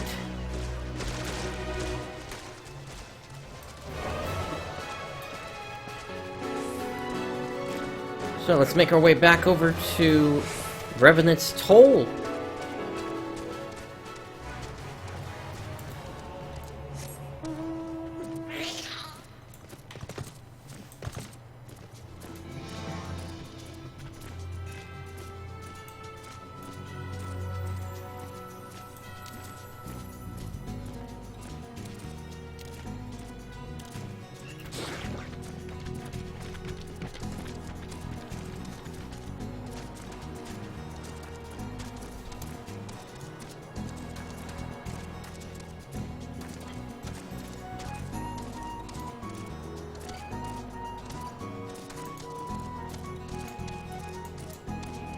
Okay, let's touch the aetheryte and attune ourselves.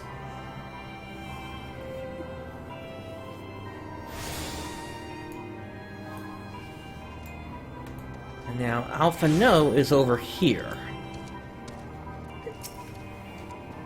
'Tis good to see you again, Prince. I'm given to understand you have conducted some reconnaissance.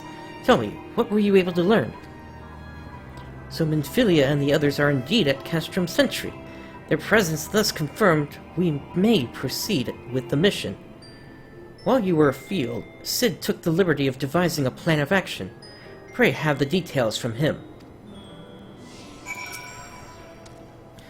Good work, Prince. As Alphino has already told you, we plotted out a course for the rescue. The gist of it is unchanged. We disguise ourselves as Imperial soldiers and infiltrate the stronghold. Lamont is looking into ways to procure a suit of Magitech armor. In the meantime, I need your assistance for some preparation of my own. Minfilia and the others are counting on us, Prince. Let's not keep them waiting any longer than necessary. And while I do agree with that sentiment, I do believe we need to now go ahead and queue ourselves up for the dungeon that we just unlocked, the Aurum Vale. Let's get that going. And it looks like we are ready to already hop into that.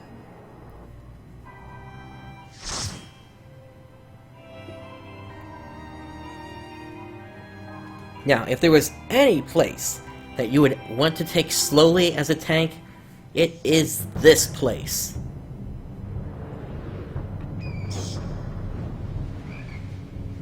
It's due to a combination of things. One, this dungeon is not a level 50 dungeon. Even if you hit that, it's going to downgrade you to level 49 as the sink. So you're going to have players that are constantly at or above that need to basically downgrade the way that they play inside of here.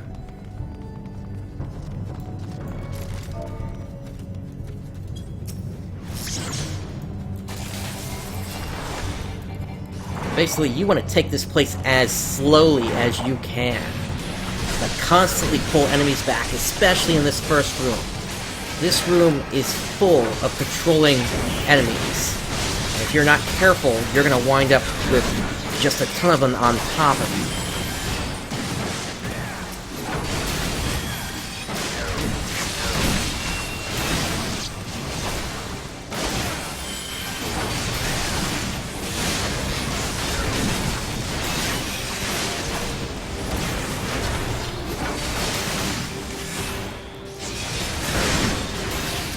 And this dungeon, if I remember correctly, was one of the few ones that was available back during 1.0, before the servers got shut down for that version of the game.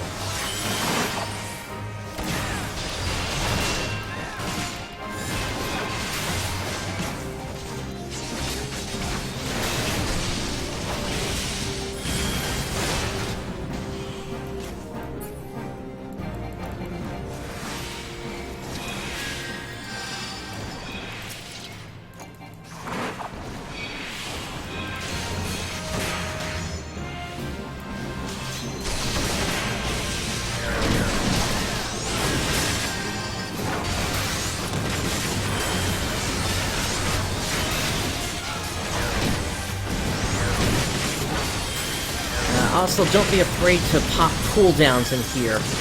The healer will really appreciate that.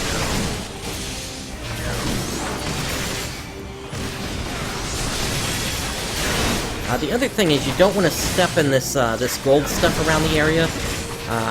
As mentioned as we were unlocking it, the stuff is poisonous.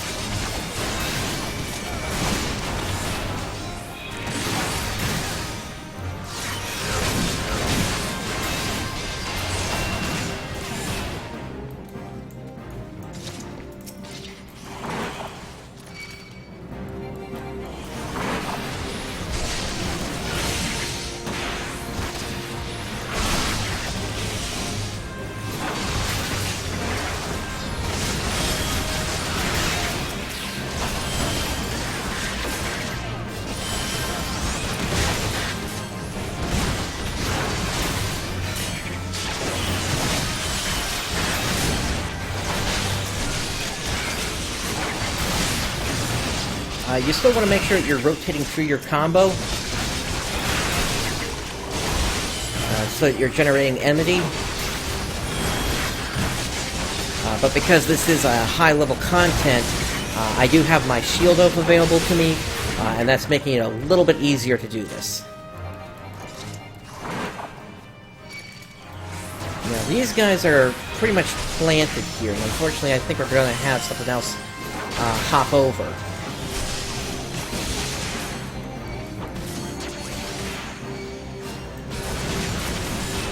In fact, there we go. I'm going to pull back just a little bit.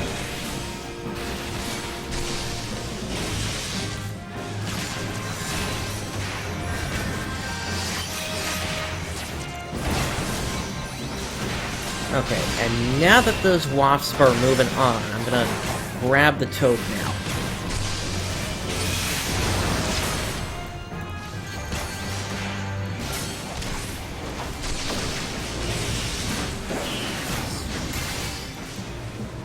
Even though they look more like jellyfish to me, to be honest.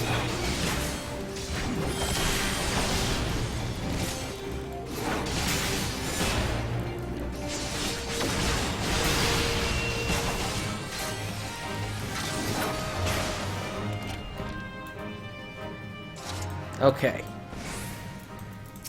Let's go for the wasp next.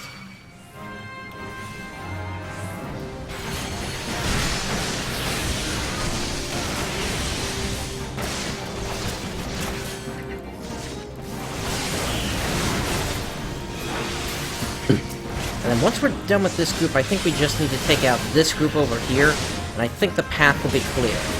There's a chance this one may pull, though.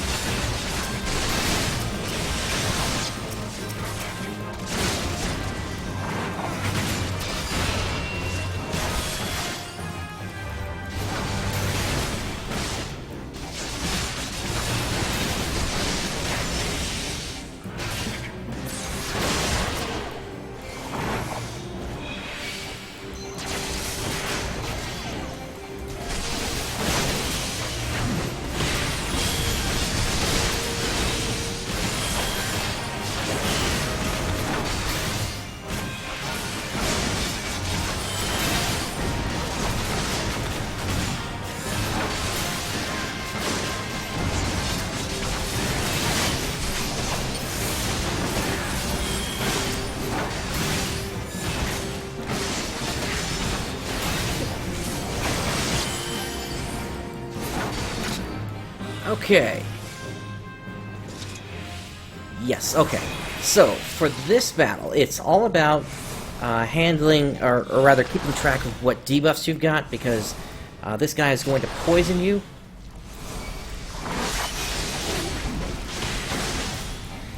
So I'm going to pull him over to here.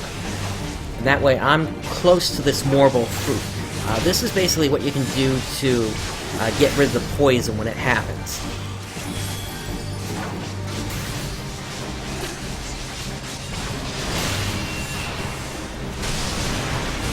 So that thing that just went across the room, that's the poison right there.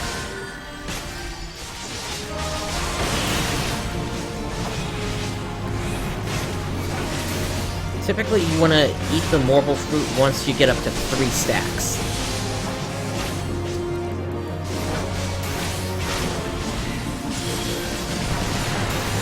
There's number 2.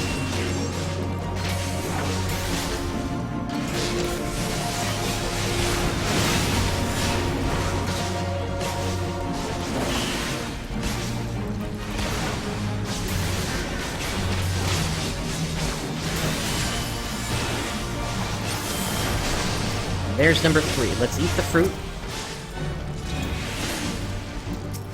And there we go.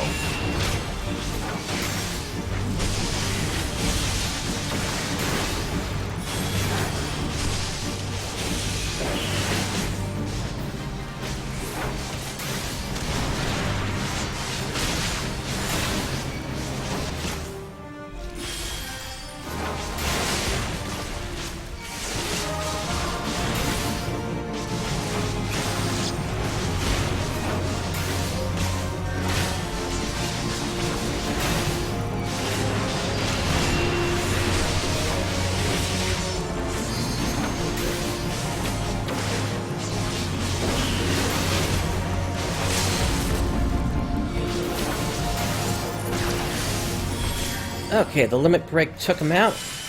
Let's eat the marble fruit so we're not taking further damage.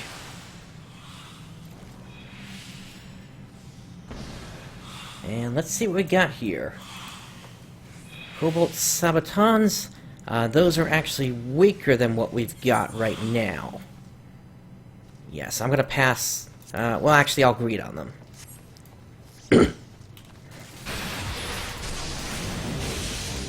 Okay, so in this area we're gonna have these marble fruits. We definitely want to take those out. Because those can then spawn seedlings.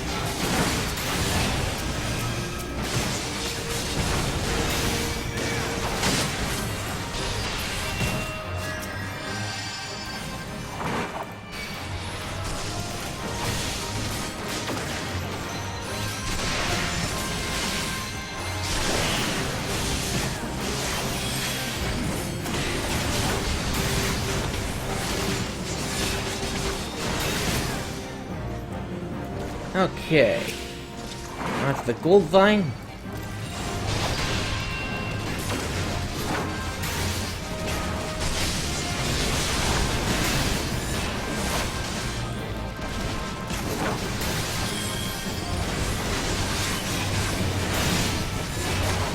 The other thing that's going to help me just keep controlling here is the fact that we have ranged DPS for both of our DPS slots here. So I don't have to worry about running behind an enemy.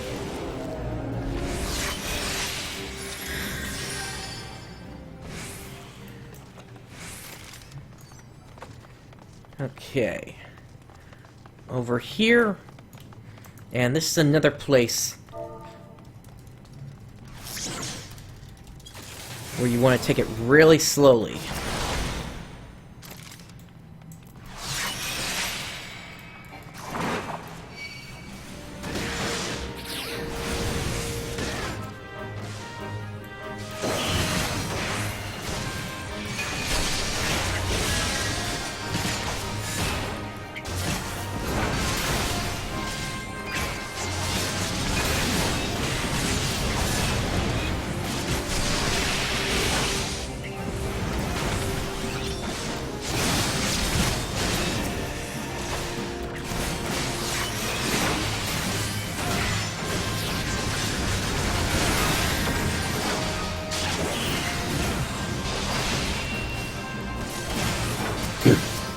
The other thing I will note about this content is, in its original iteration, this was actually an 8-man dungeon.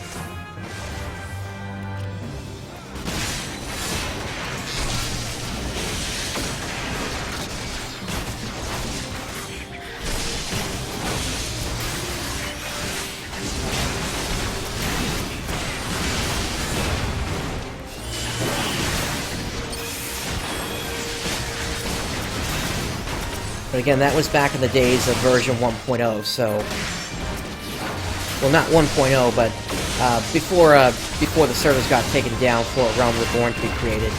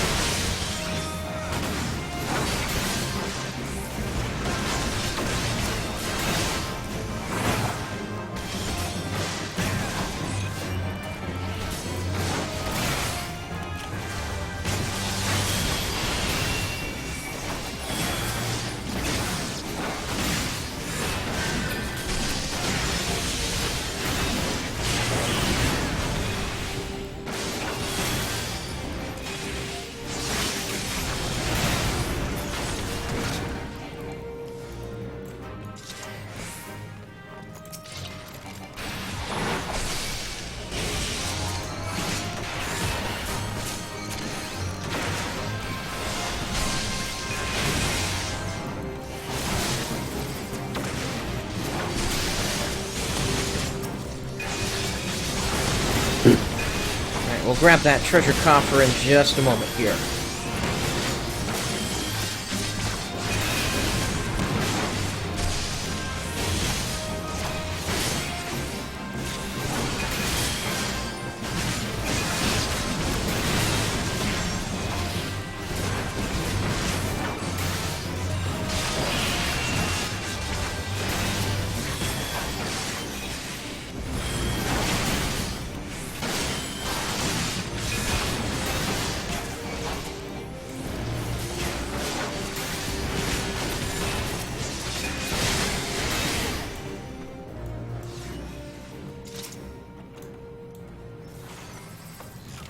Okay, just some X-Ether inside. Alright, here we've got the coin counter, and a lot of this is going to be on the tank for this fight.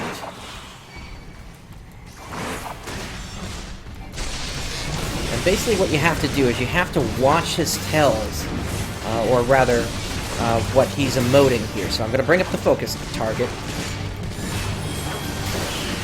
So, swipe. That is a frontal attack. So just walk right under his legs. Now the glower, he's looking elsewhere, so you don't have to worry about that one as a tank.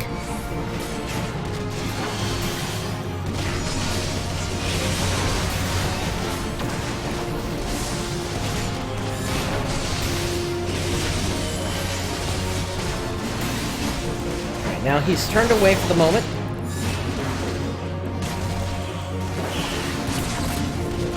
The thing that I'm waiting for here is the swing. When he does a swing, that basically does an AoE all around him. There it goes. So I'm just gonna run away.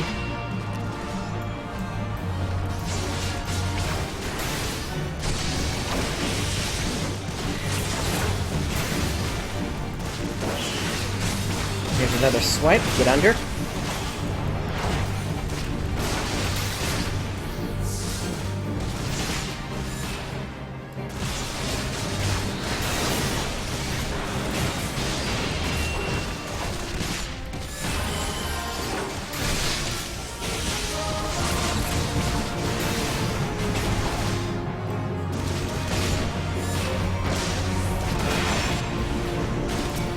I think our healer could use some help here.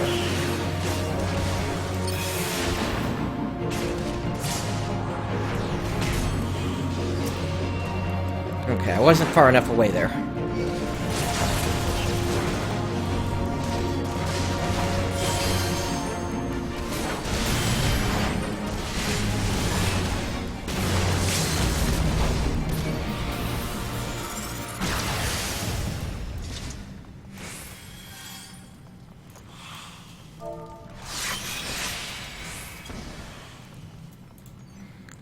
Alright, let's see. So, gauntlets, same story with those. The chest piece we could actually use as an upgrade here, though.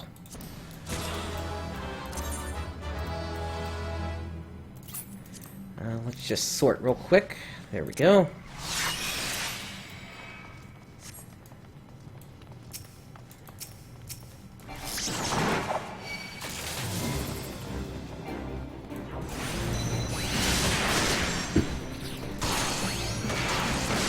This is a really weird pull here, unfortunately.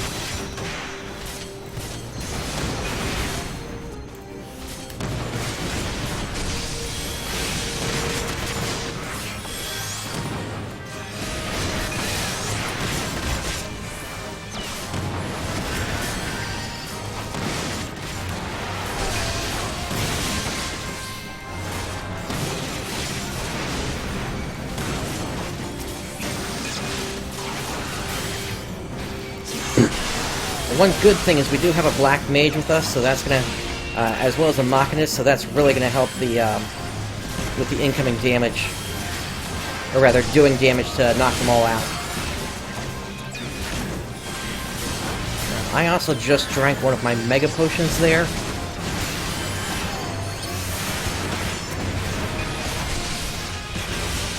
Typically with those members in your group, you wouldn't take things as slow as this, but once again, this is not max level content. It is right below there, and with that being the case, there are a lot of extra things you need to consider.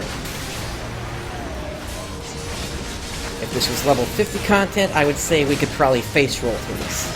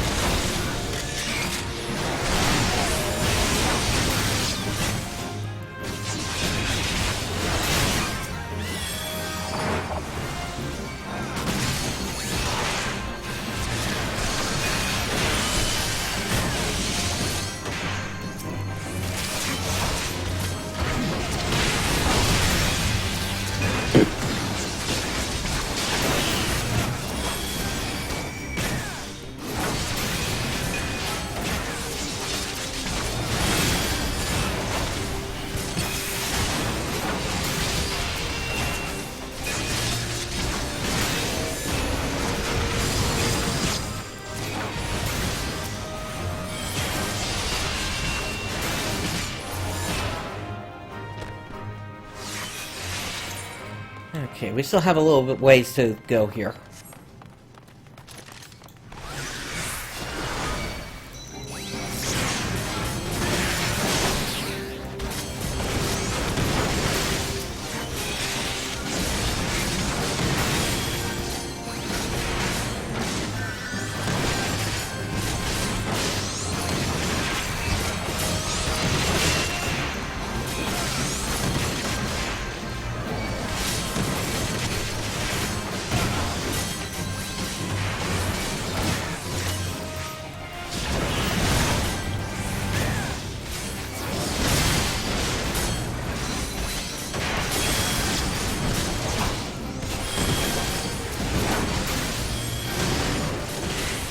There also isn't too much room in this place, so unfortunately I can't zoom my camera out all the way like I typically like to.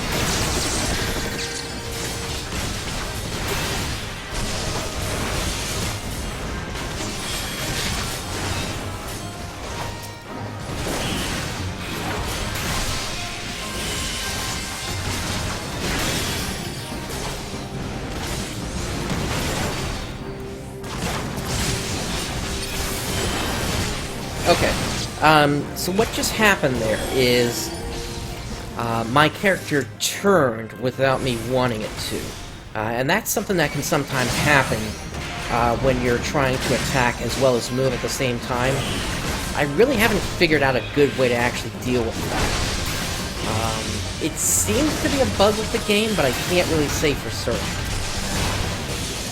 It's just an annoyance.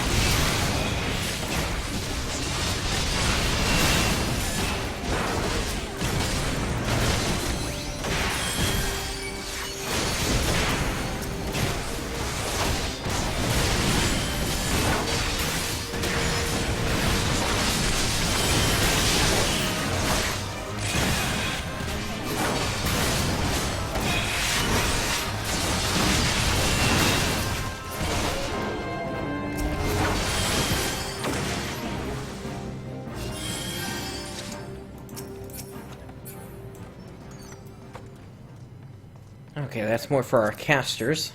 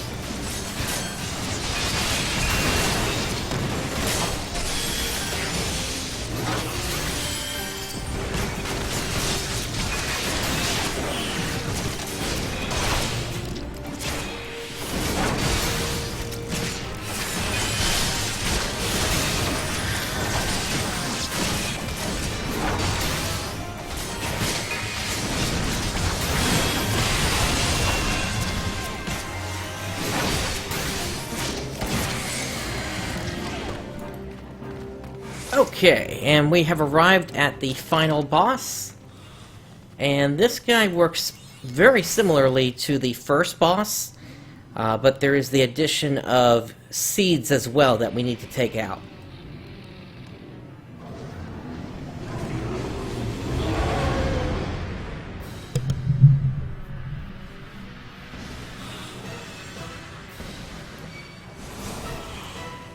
So I'm going to try to position myself kind of over there.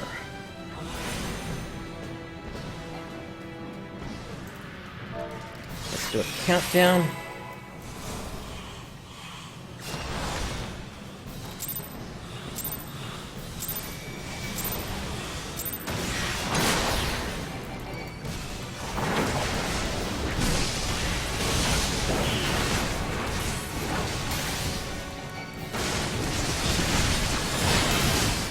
And at this point, I'm going to pull him back a little bit.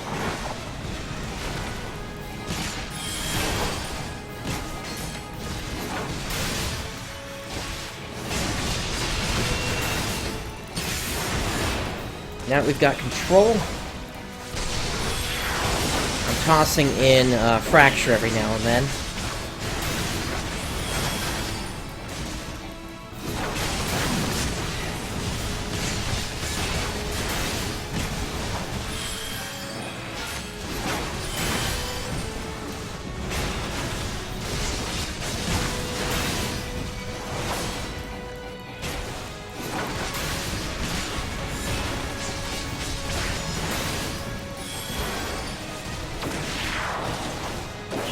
Okay, there's the second stack.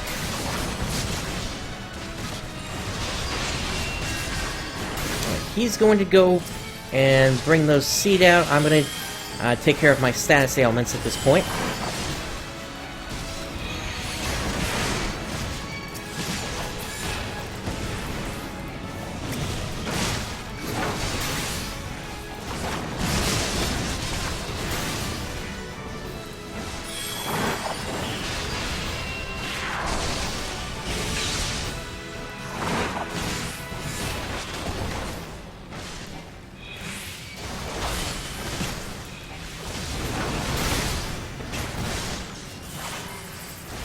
I'm moving over here since that fruit is gone.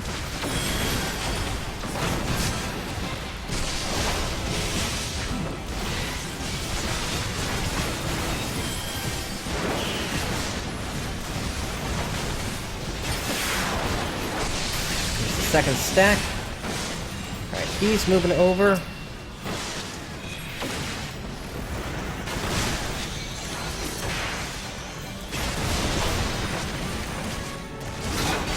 But once again, we've got this really powerful AoE behind us, so that is just making it really easy to take out those seeds. Right, limit break is being fired.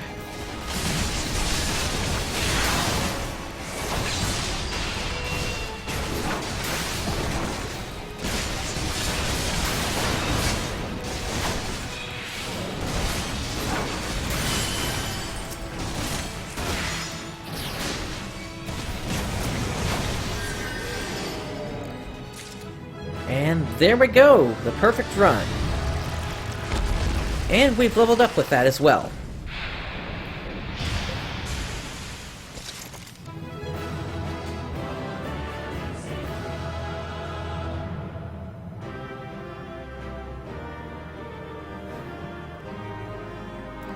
Okay, let's give our accommodation to the healer. That's a book, so that's not for us.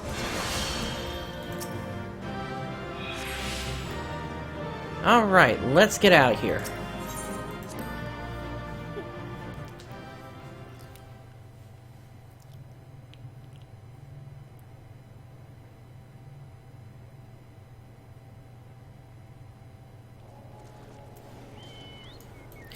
Alright, let's speak to Sid.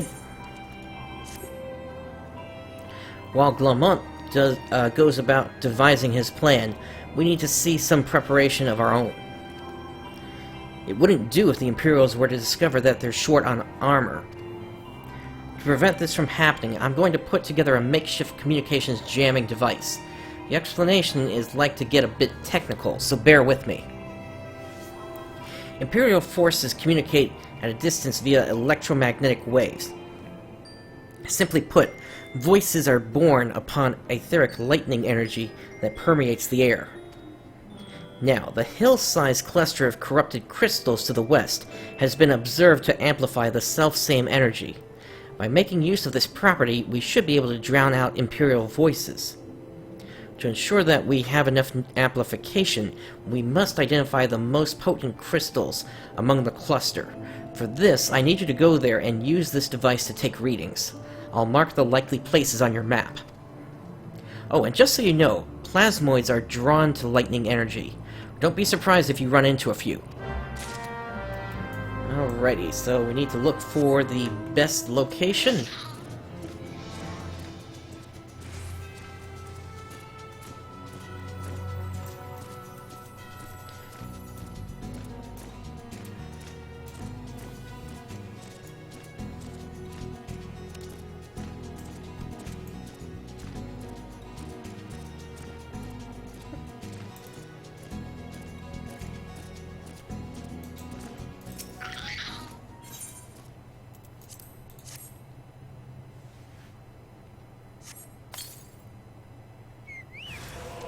Okay, there's one of those plasmoids we were warned about.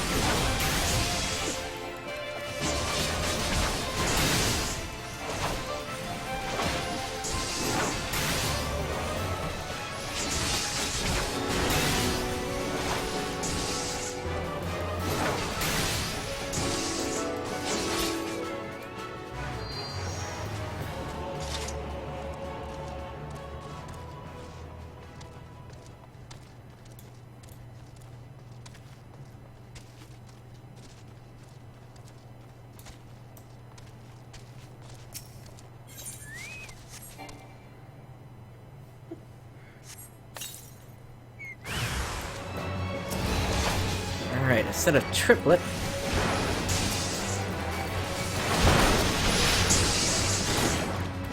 As well as a Nyx. So let's take care of this guy first since he's of higher level.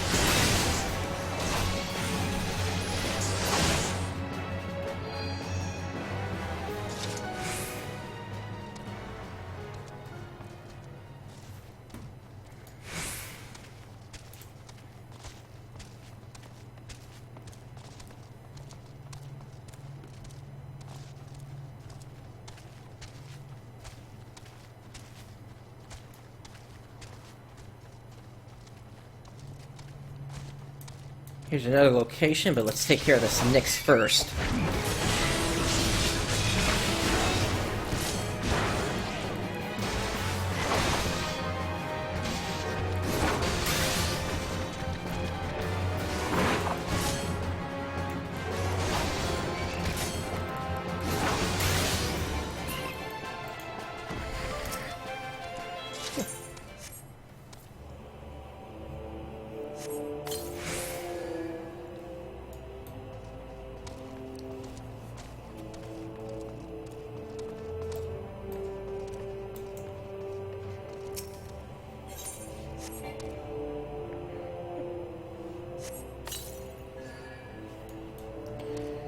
Okay, and there's one more point to check out.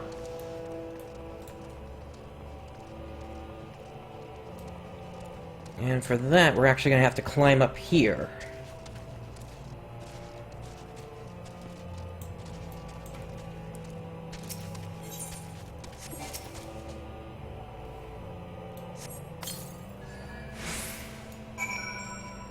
Alright, that does it. Let's head back to Sid.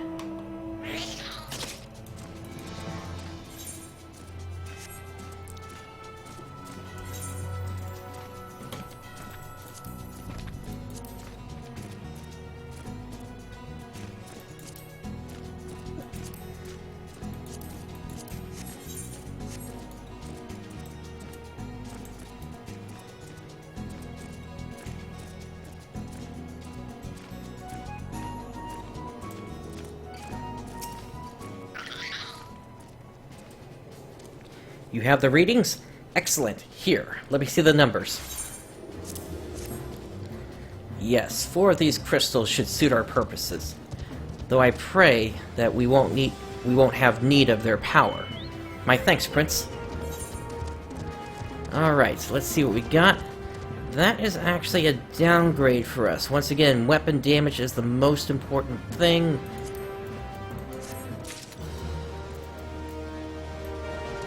Alright, so now the question is, where do we go next? Looks like that is with Glomont. Clean the wax out of your ears now, cause there's something I want you to do by way of preparation. The plan is to have you enter Castrum Sentry all decked out in Imperial duds, but the disguise is more than just the clothes you're wearing. You also gotta act the part. At the very least, you need to know how to perform a convincing Imperial salute. First impressions are everything, as they say. I could teach you the salute myself, of course, but it's best you learned it from the experts. So get yourself near as you dare to Castrum Sentry, and watch the Imperials doing what they do. Alright.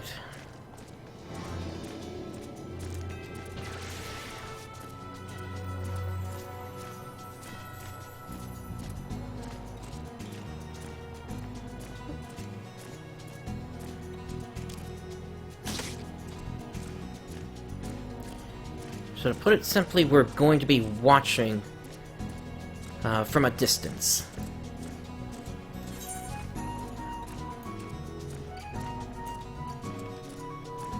All the way over there.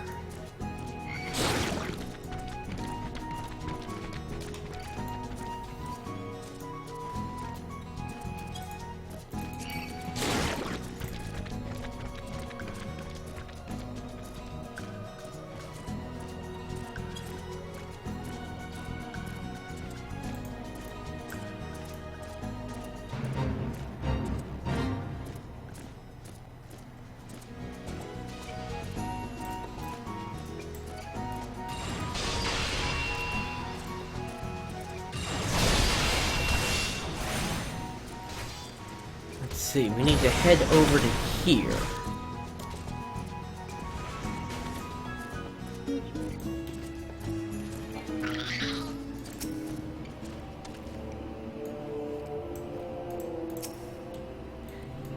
Oh, I managed to hop into here without allowing it to trigger enemies.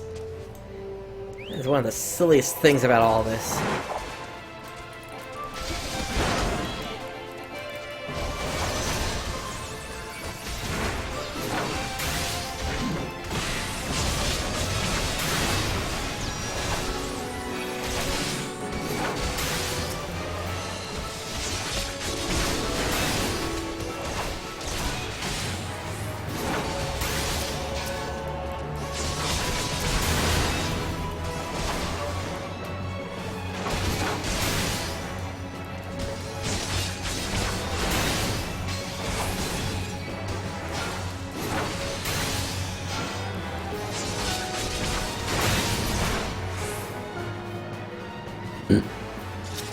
Okay, we should be good now.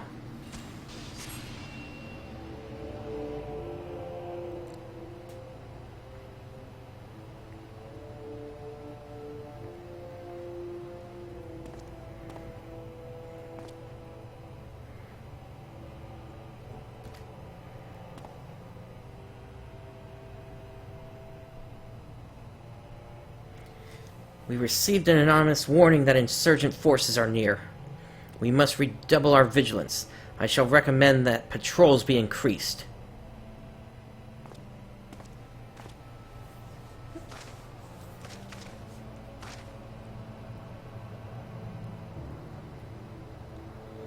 Okay, and with that we have learned the salute. Let's head back to Mor Dhona.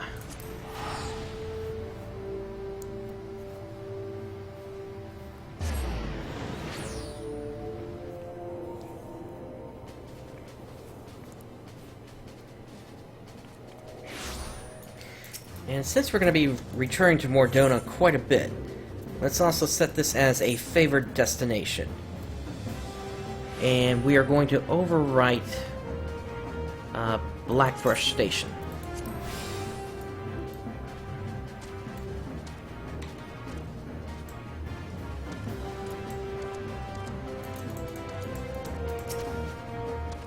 So, did you manage to learn the Imperial Salute? No, best you don't demonstrate. I'm liable to fly into a rage and crack skulls. I'll just take your word for it. You've learned the emote Imperial Salute. Alright, and once again, we can't use any of these, so which one is the most gil? That's gonna be the longbow.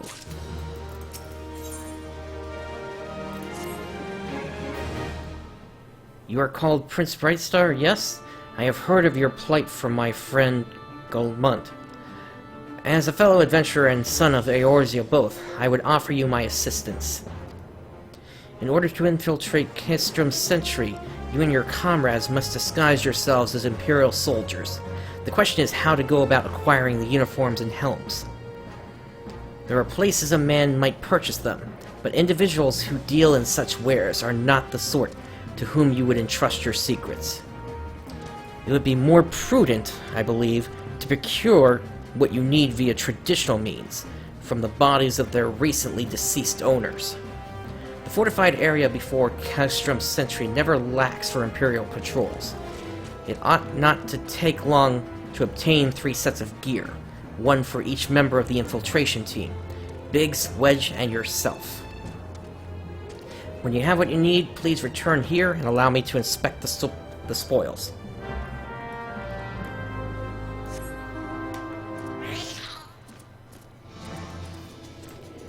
Alright, back we go.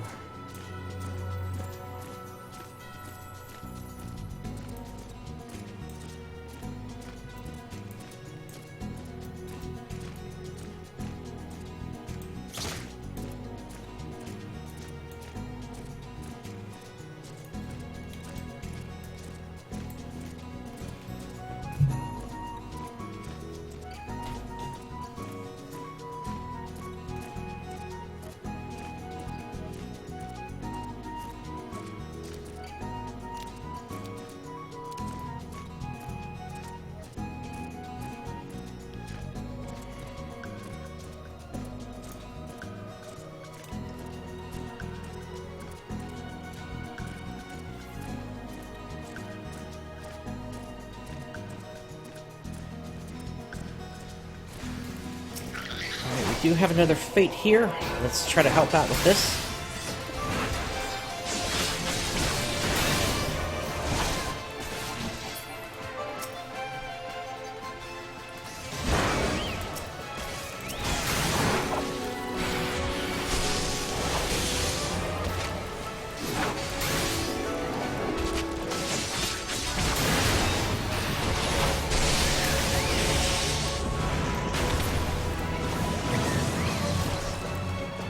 We need one more of them. Here we go.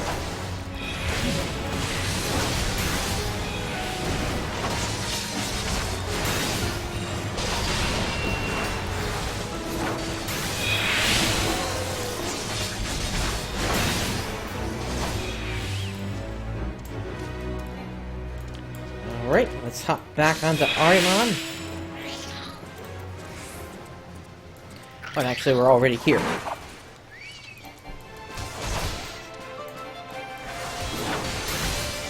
So basically, we just have to take out a bunch of these guys until they drop the armor we need.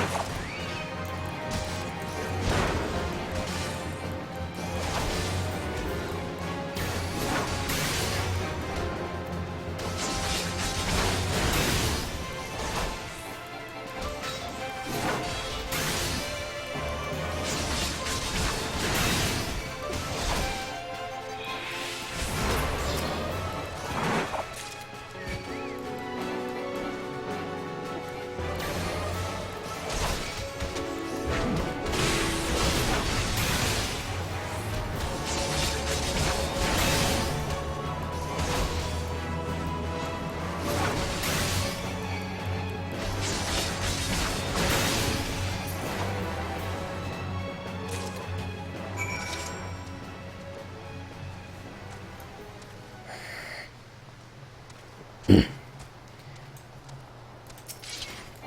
need a couple more pieces.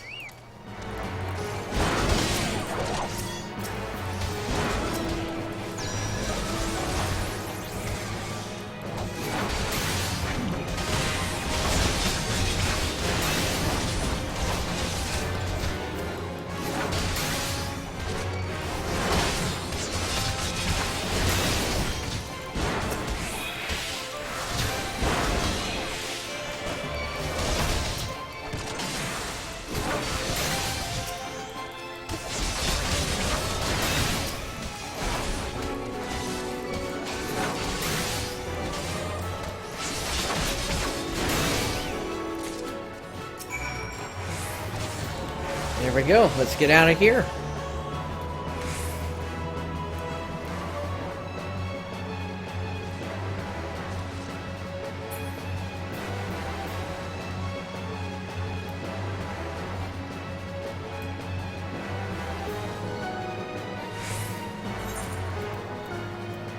And let's head back to Mor Dhona.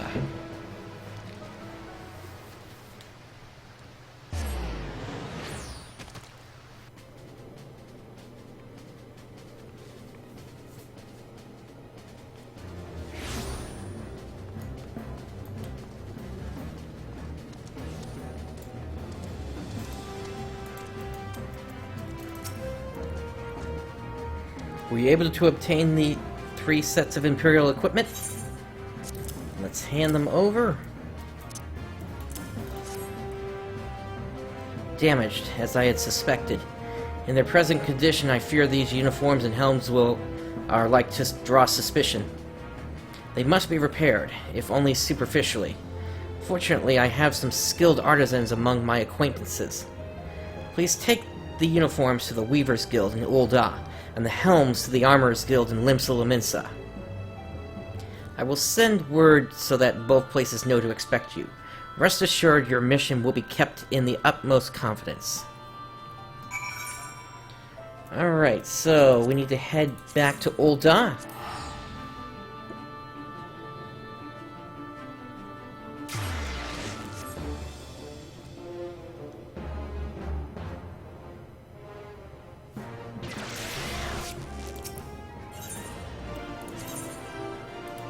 To the Weavers Guild.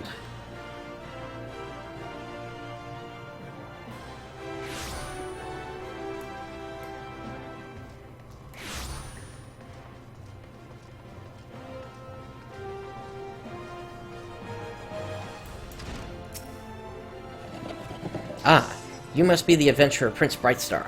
Welcome, welcome. My Lord Sark Marlark sent word that you would be along. So, what garments are these that require attention?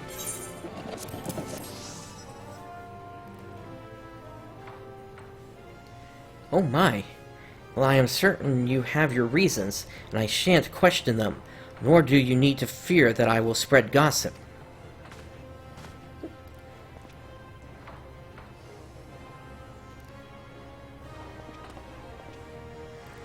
My Lord Sark Marlark is one of our very best clients.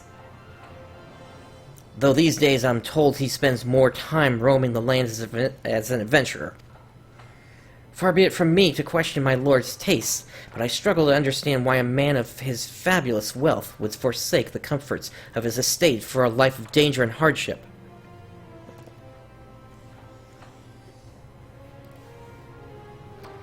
And the repairs are done. I was instructed to prioritize swiftness, and so I did.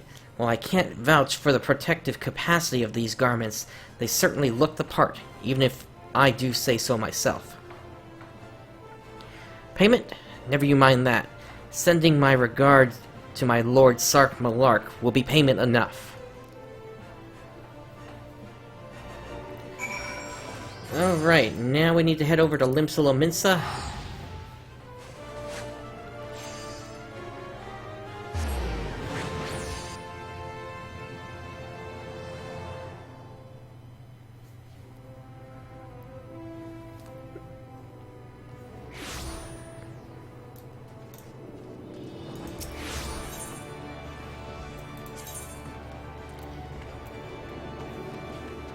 Alright, now we need to find the Armorers Guild. That's going to be upstairs, so let's start with the aft castle.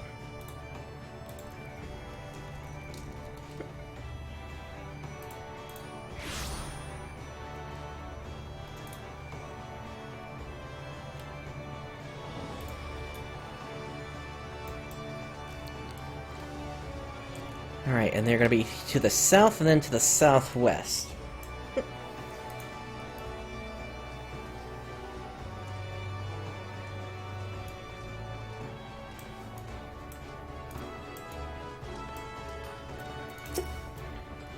PrinceBrightstar, I have been expecting you.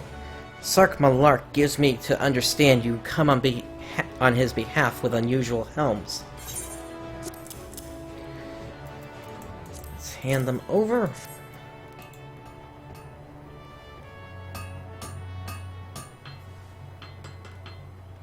Yes, very unusual indeed, though no more outlandish in order than I have come to expect from the merchant prince turned adventurer.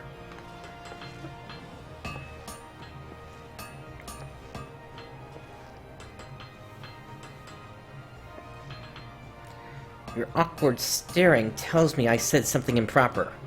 Oh, Sark did not mention his background to you. Huh. That was likely his intent, but I suppose there's no help for it now, but to tell you the whole story. Sark Malark is the son of the successful Uldan merchant. Though still tender in years, he has an eye for profit, and has made millions in his own right. Having achieved thus, he turned his attention toward his true passion, adventuring, and left the management of his fortune to trusted aides.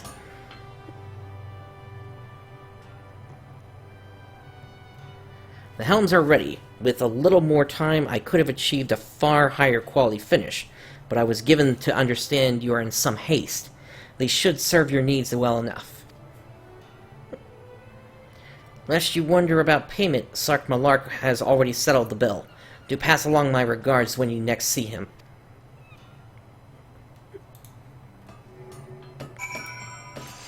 Alright. So let us make our way back over to Mor Dhona.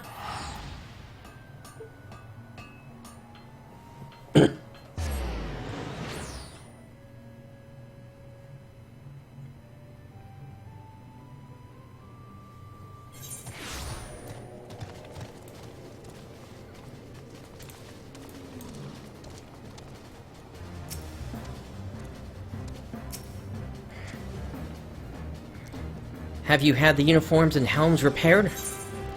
Let us hand them over. Yes, these will serve beautifully.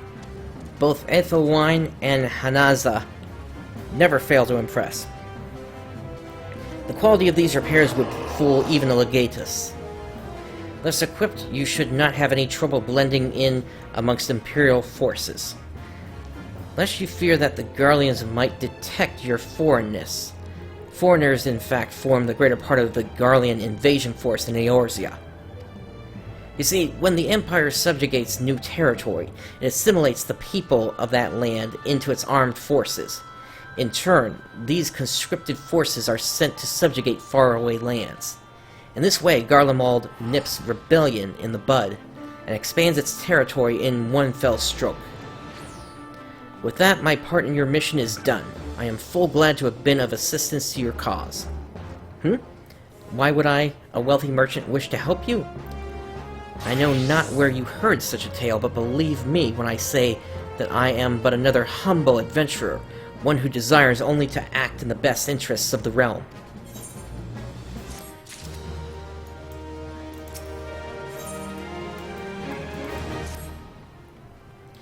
Good work getting them Imperial duds. You'll be pleased to hear I ain't been idle myself. It took me long enough, but I finally hatched a plan to get us a suit of Magitech armor. Now, from what I've seen, Castrum Sentry deploys a Reaper for most of its patrols. Trouble is, the patrols themselves are irregular, meaning random routes and random deployments, and hardly any of them come anywhere near Revenant's toll. So hoping to coax the Imperials out of their shells, I took the liberty of feeding them A bit of the false intelligence. Told them insurgents had designs on their stronghold. Tain't far from the truth, now that I come and think of it. Any road, we should start seeing more patrols than we have up until now. What you need to do is approach one of these patrols, dressed up in your shiny tin suit, and alert them to the enemy's presence.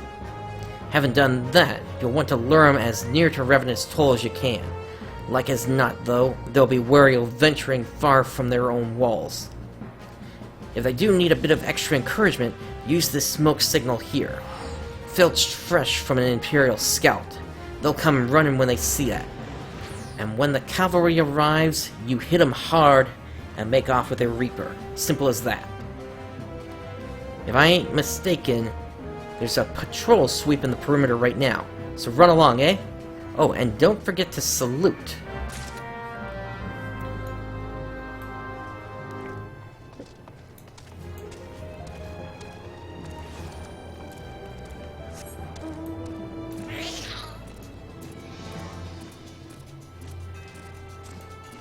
Alright, so let's make our way over to there.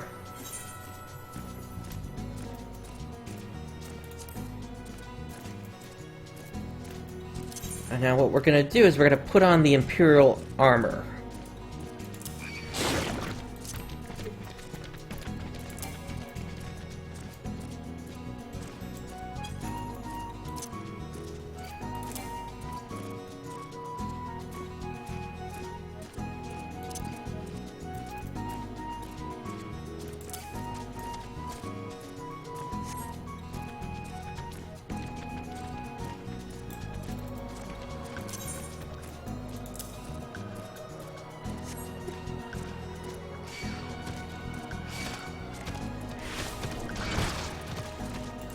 Okay, I believe that would be the group there. I just want to get out of combat here first. There we go.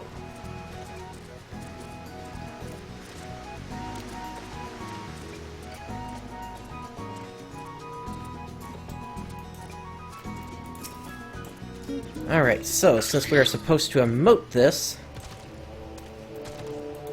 go under social, emotes, Imperial salute. Too far away. Carry on, soldier. Yeah, unfortunately that mud puppy knocked me out of it.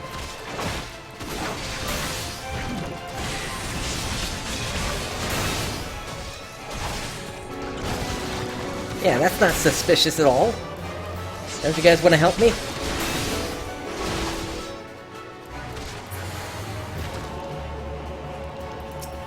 Alright, well let's try that again then.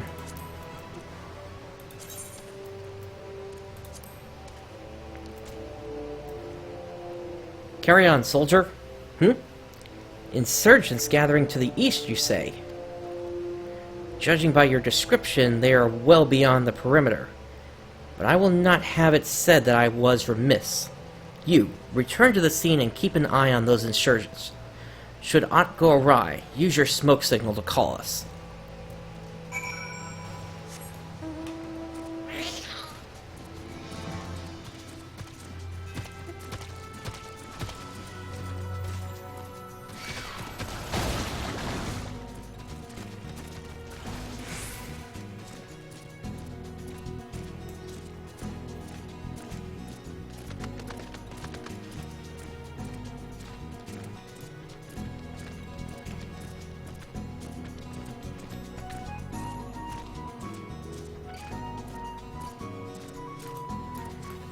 Alright, so we need to head up there again.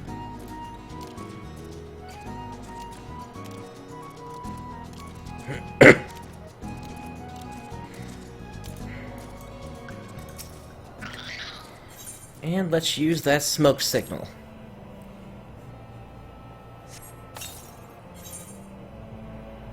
Okay, so duty calls. Let's go ahead and protect ourselves before we go in.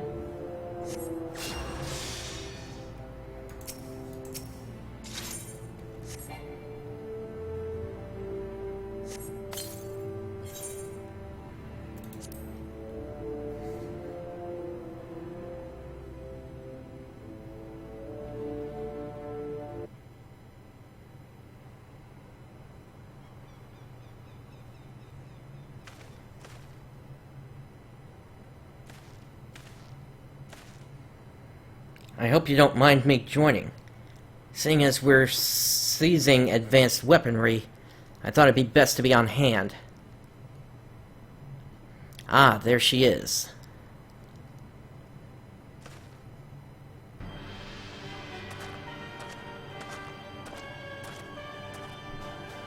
This is the place, but where is the enemy? Sir, over there. Send in the Reaper. Let us make an example of these insurgents.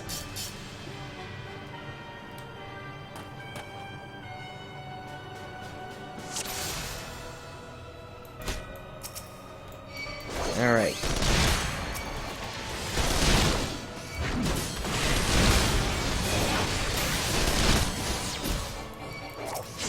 We're gonna take out the small fry first, and then we'll deal with the Reaper.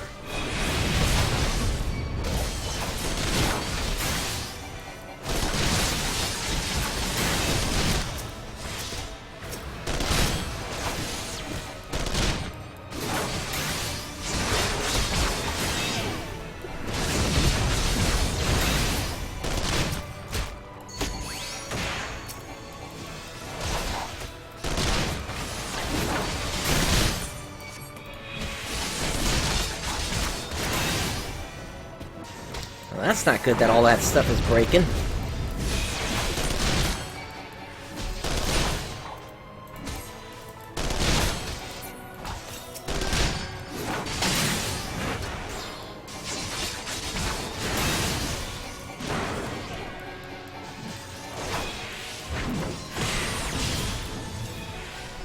Okay, we got more Imperials coming in. I want to get on the Medicus.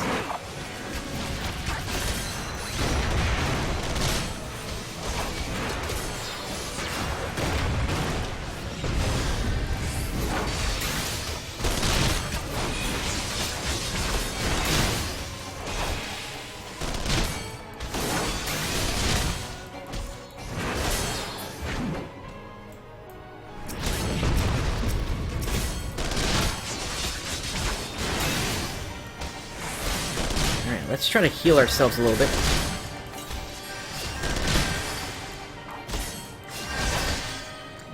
Unfortunately, I don't think that's doing really too much for us here. Let's try it now that we only have one enemy here.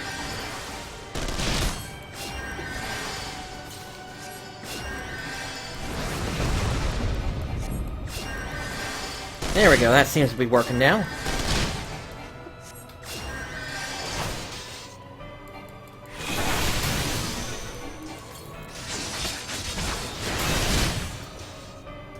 Okay, it's doing more damage.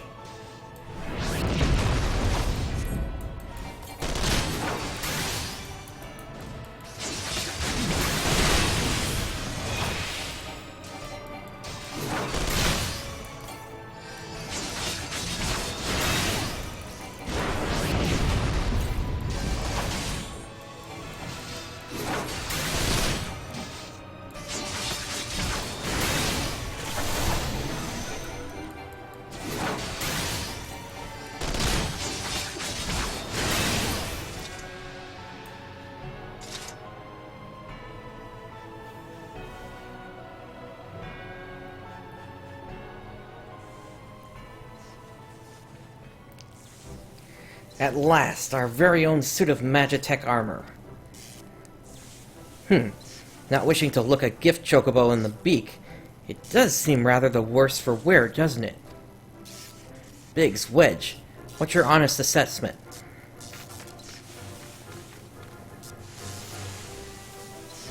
Well, that's the fact. There's the fact that she's smoking, of course. But looking past that, I'd say she's structurally sound. I don't like the way these legs are buckled. I hate to say this, but the servo mechanism may be damaged. Eh?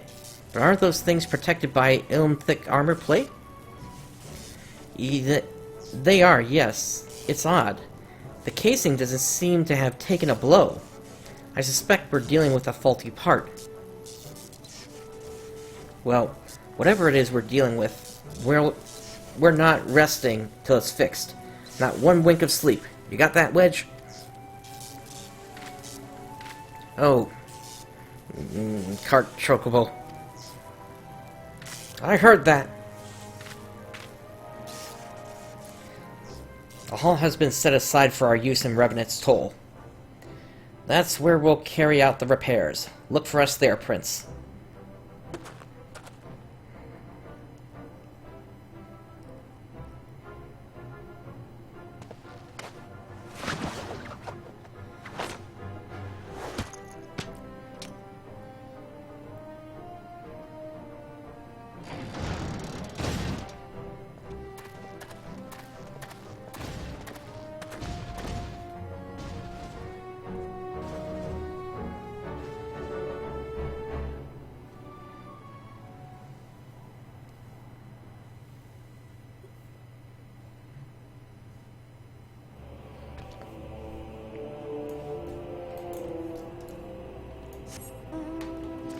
Alright, let's make our way back over to Revenant's Toll.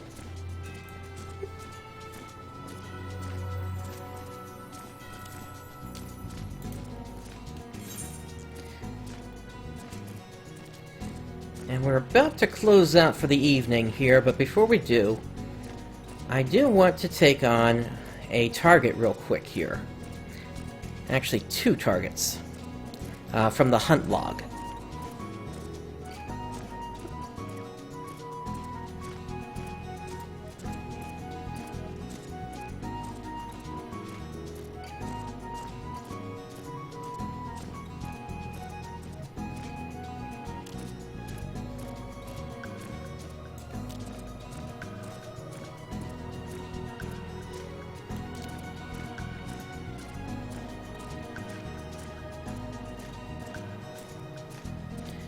Okay, here are the Lake Cobra we're looking for.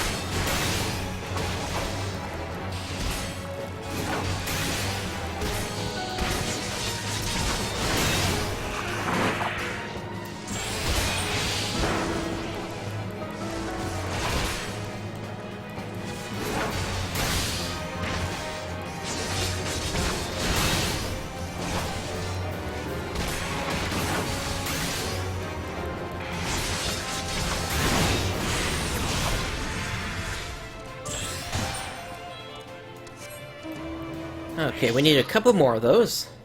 And I see them right there.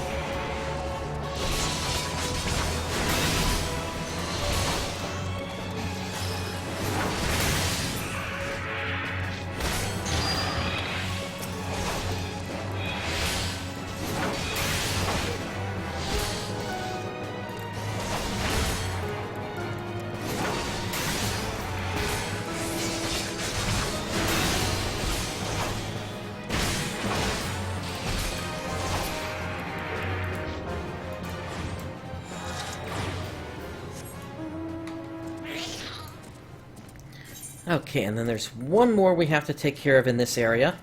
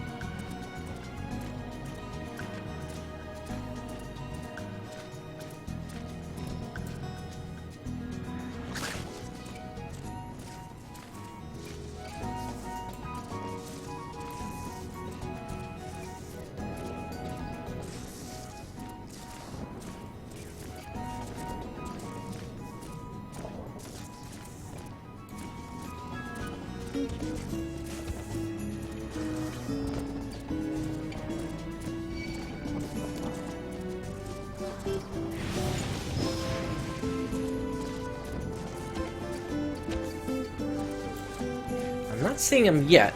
I know that they're supposed to be around here somewhere. It's these, Gigas Biku.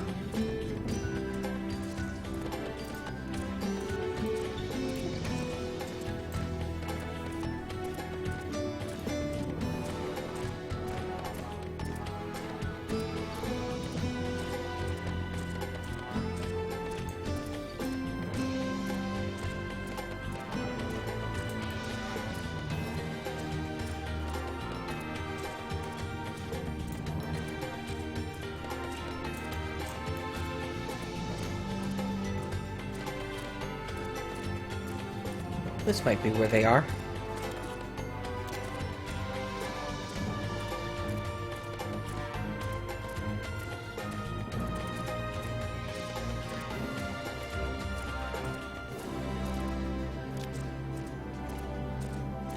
Here we go.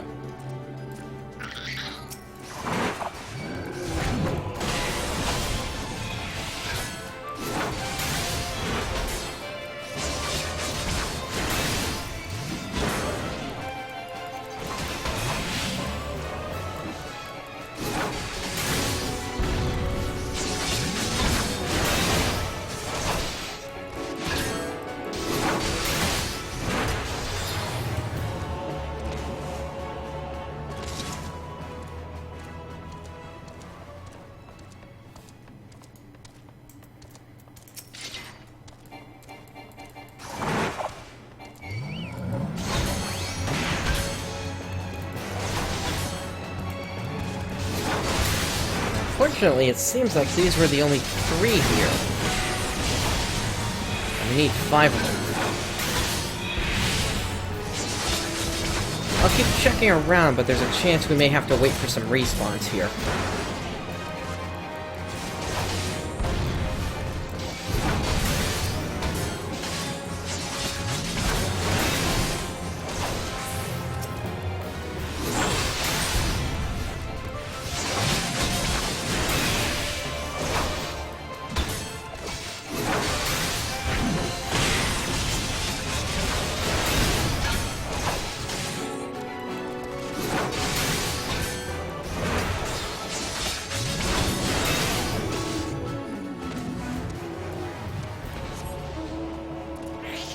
Yeah, I can't get through this door at all here.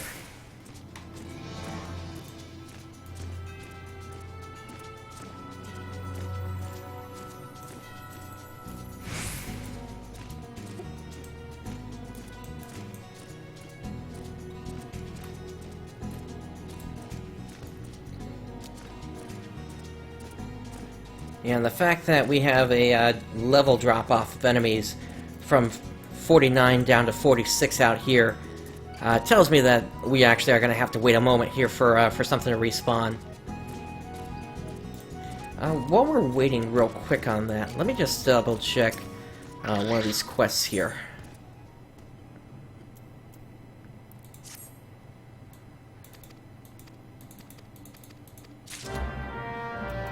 I just want to see where this goes. Okay, that actually goes all the way up there, so we'll just pass on that.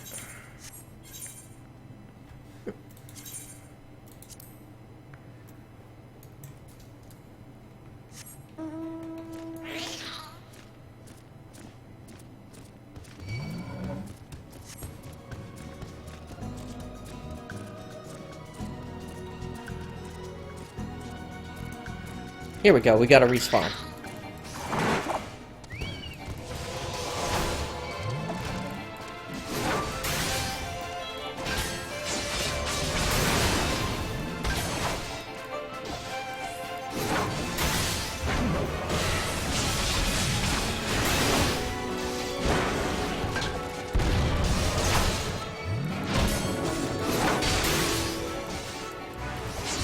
Come to think of it, I can probably take this armor off at this point.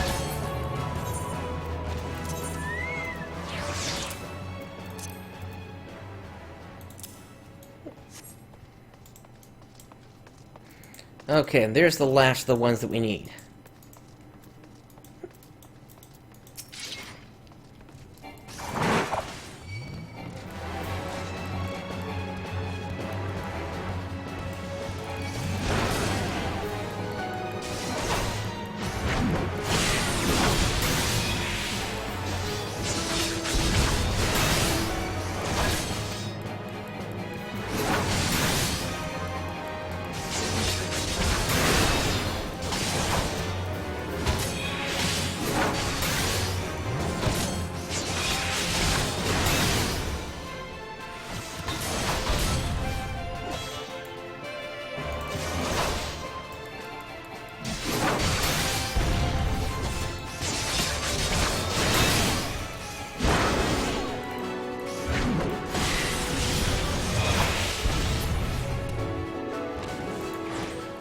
Okay, so that does it. Let's make our way back over to Revenant's Toll.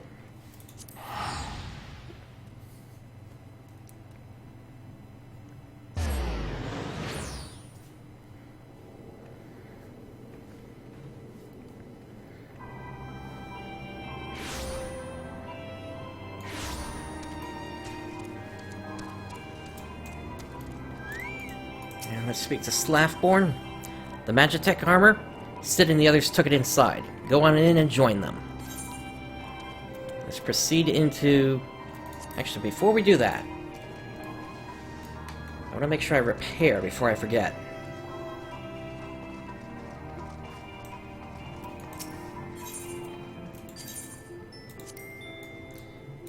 There we go. Okay.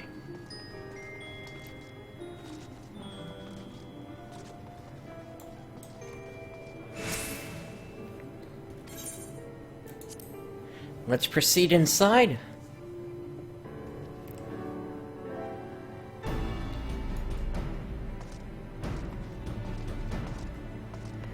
And as we can see here, the Magitech armor is currently being worked on. And we're going to speak to Sid on the next episode. We'll see what repairs still need to be made to this thing, so that hopefully we can rescue Minfilia and the others. Thank you for joining me today. This is PrinceBrightstar signing off. I'll catch you next time.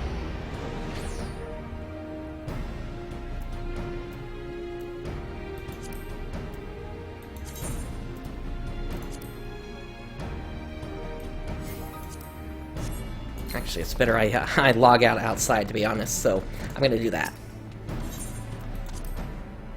You would think that place would be a sanctuary.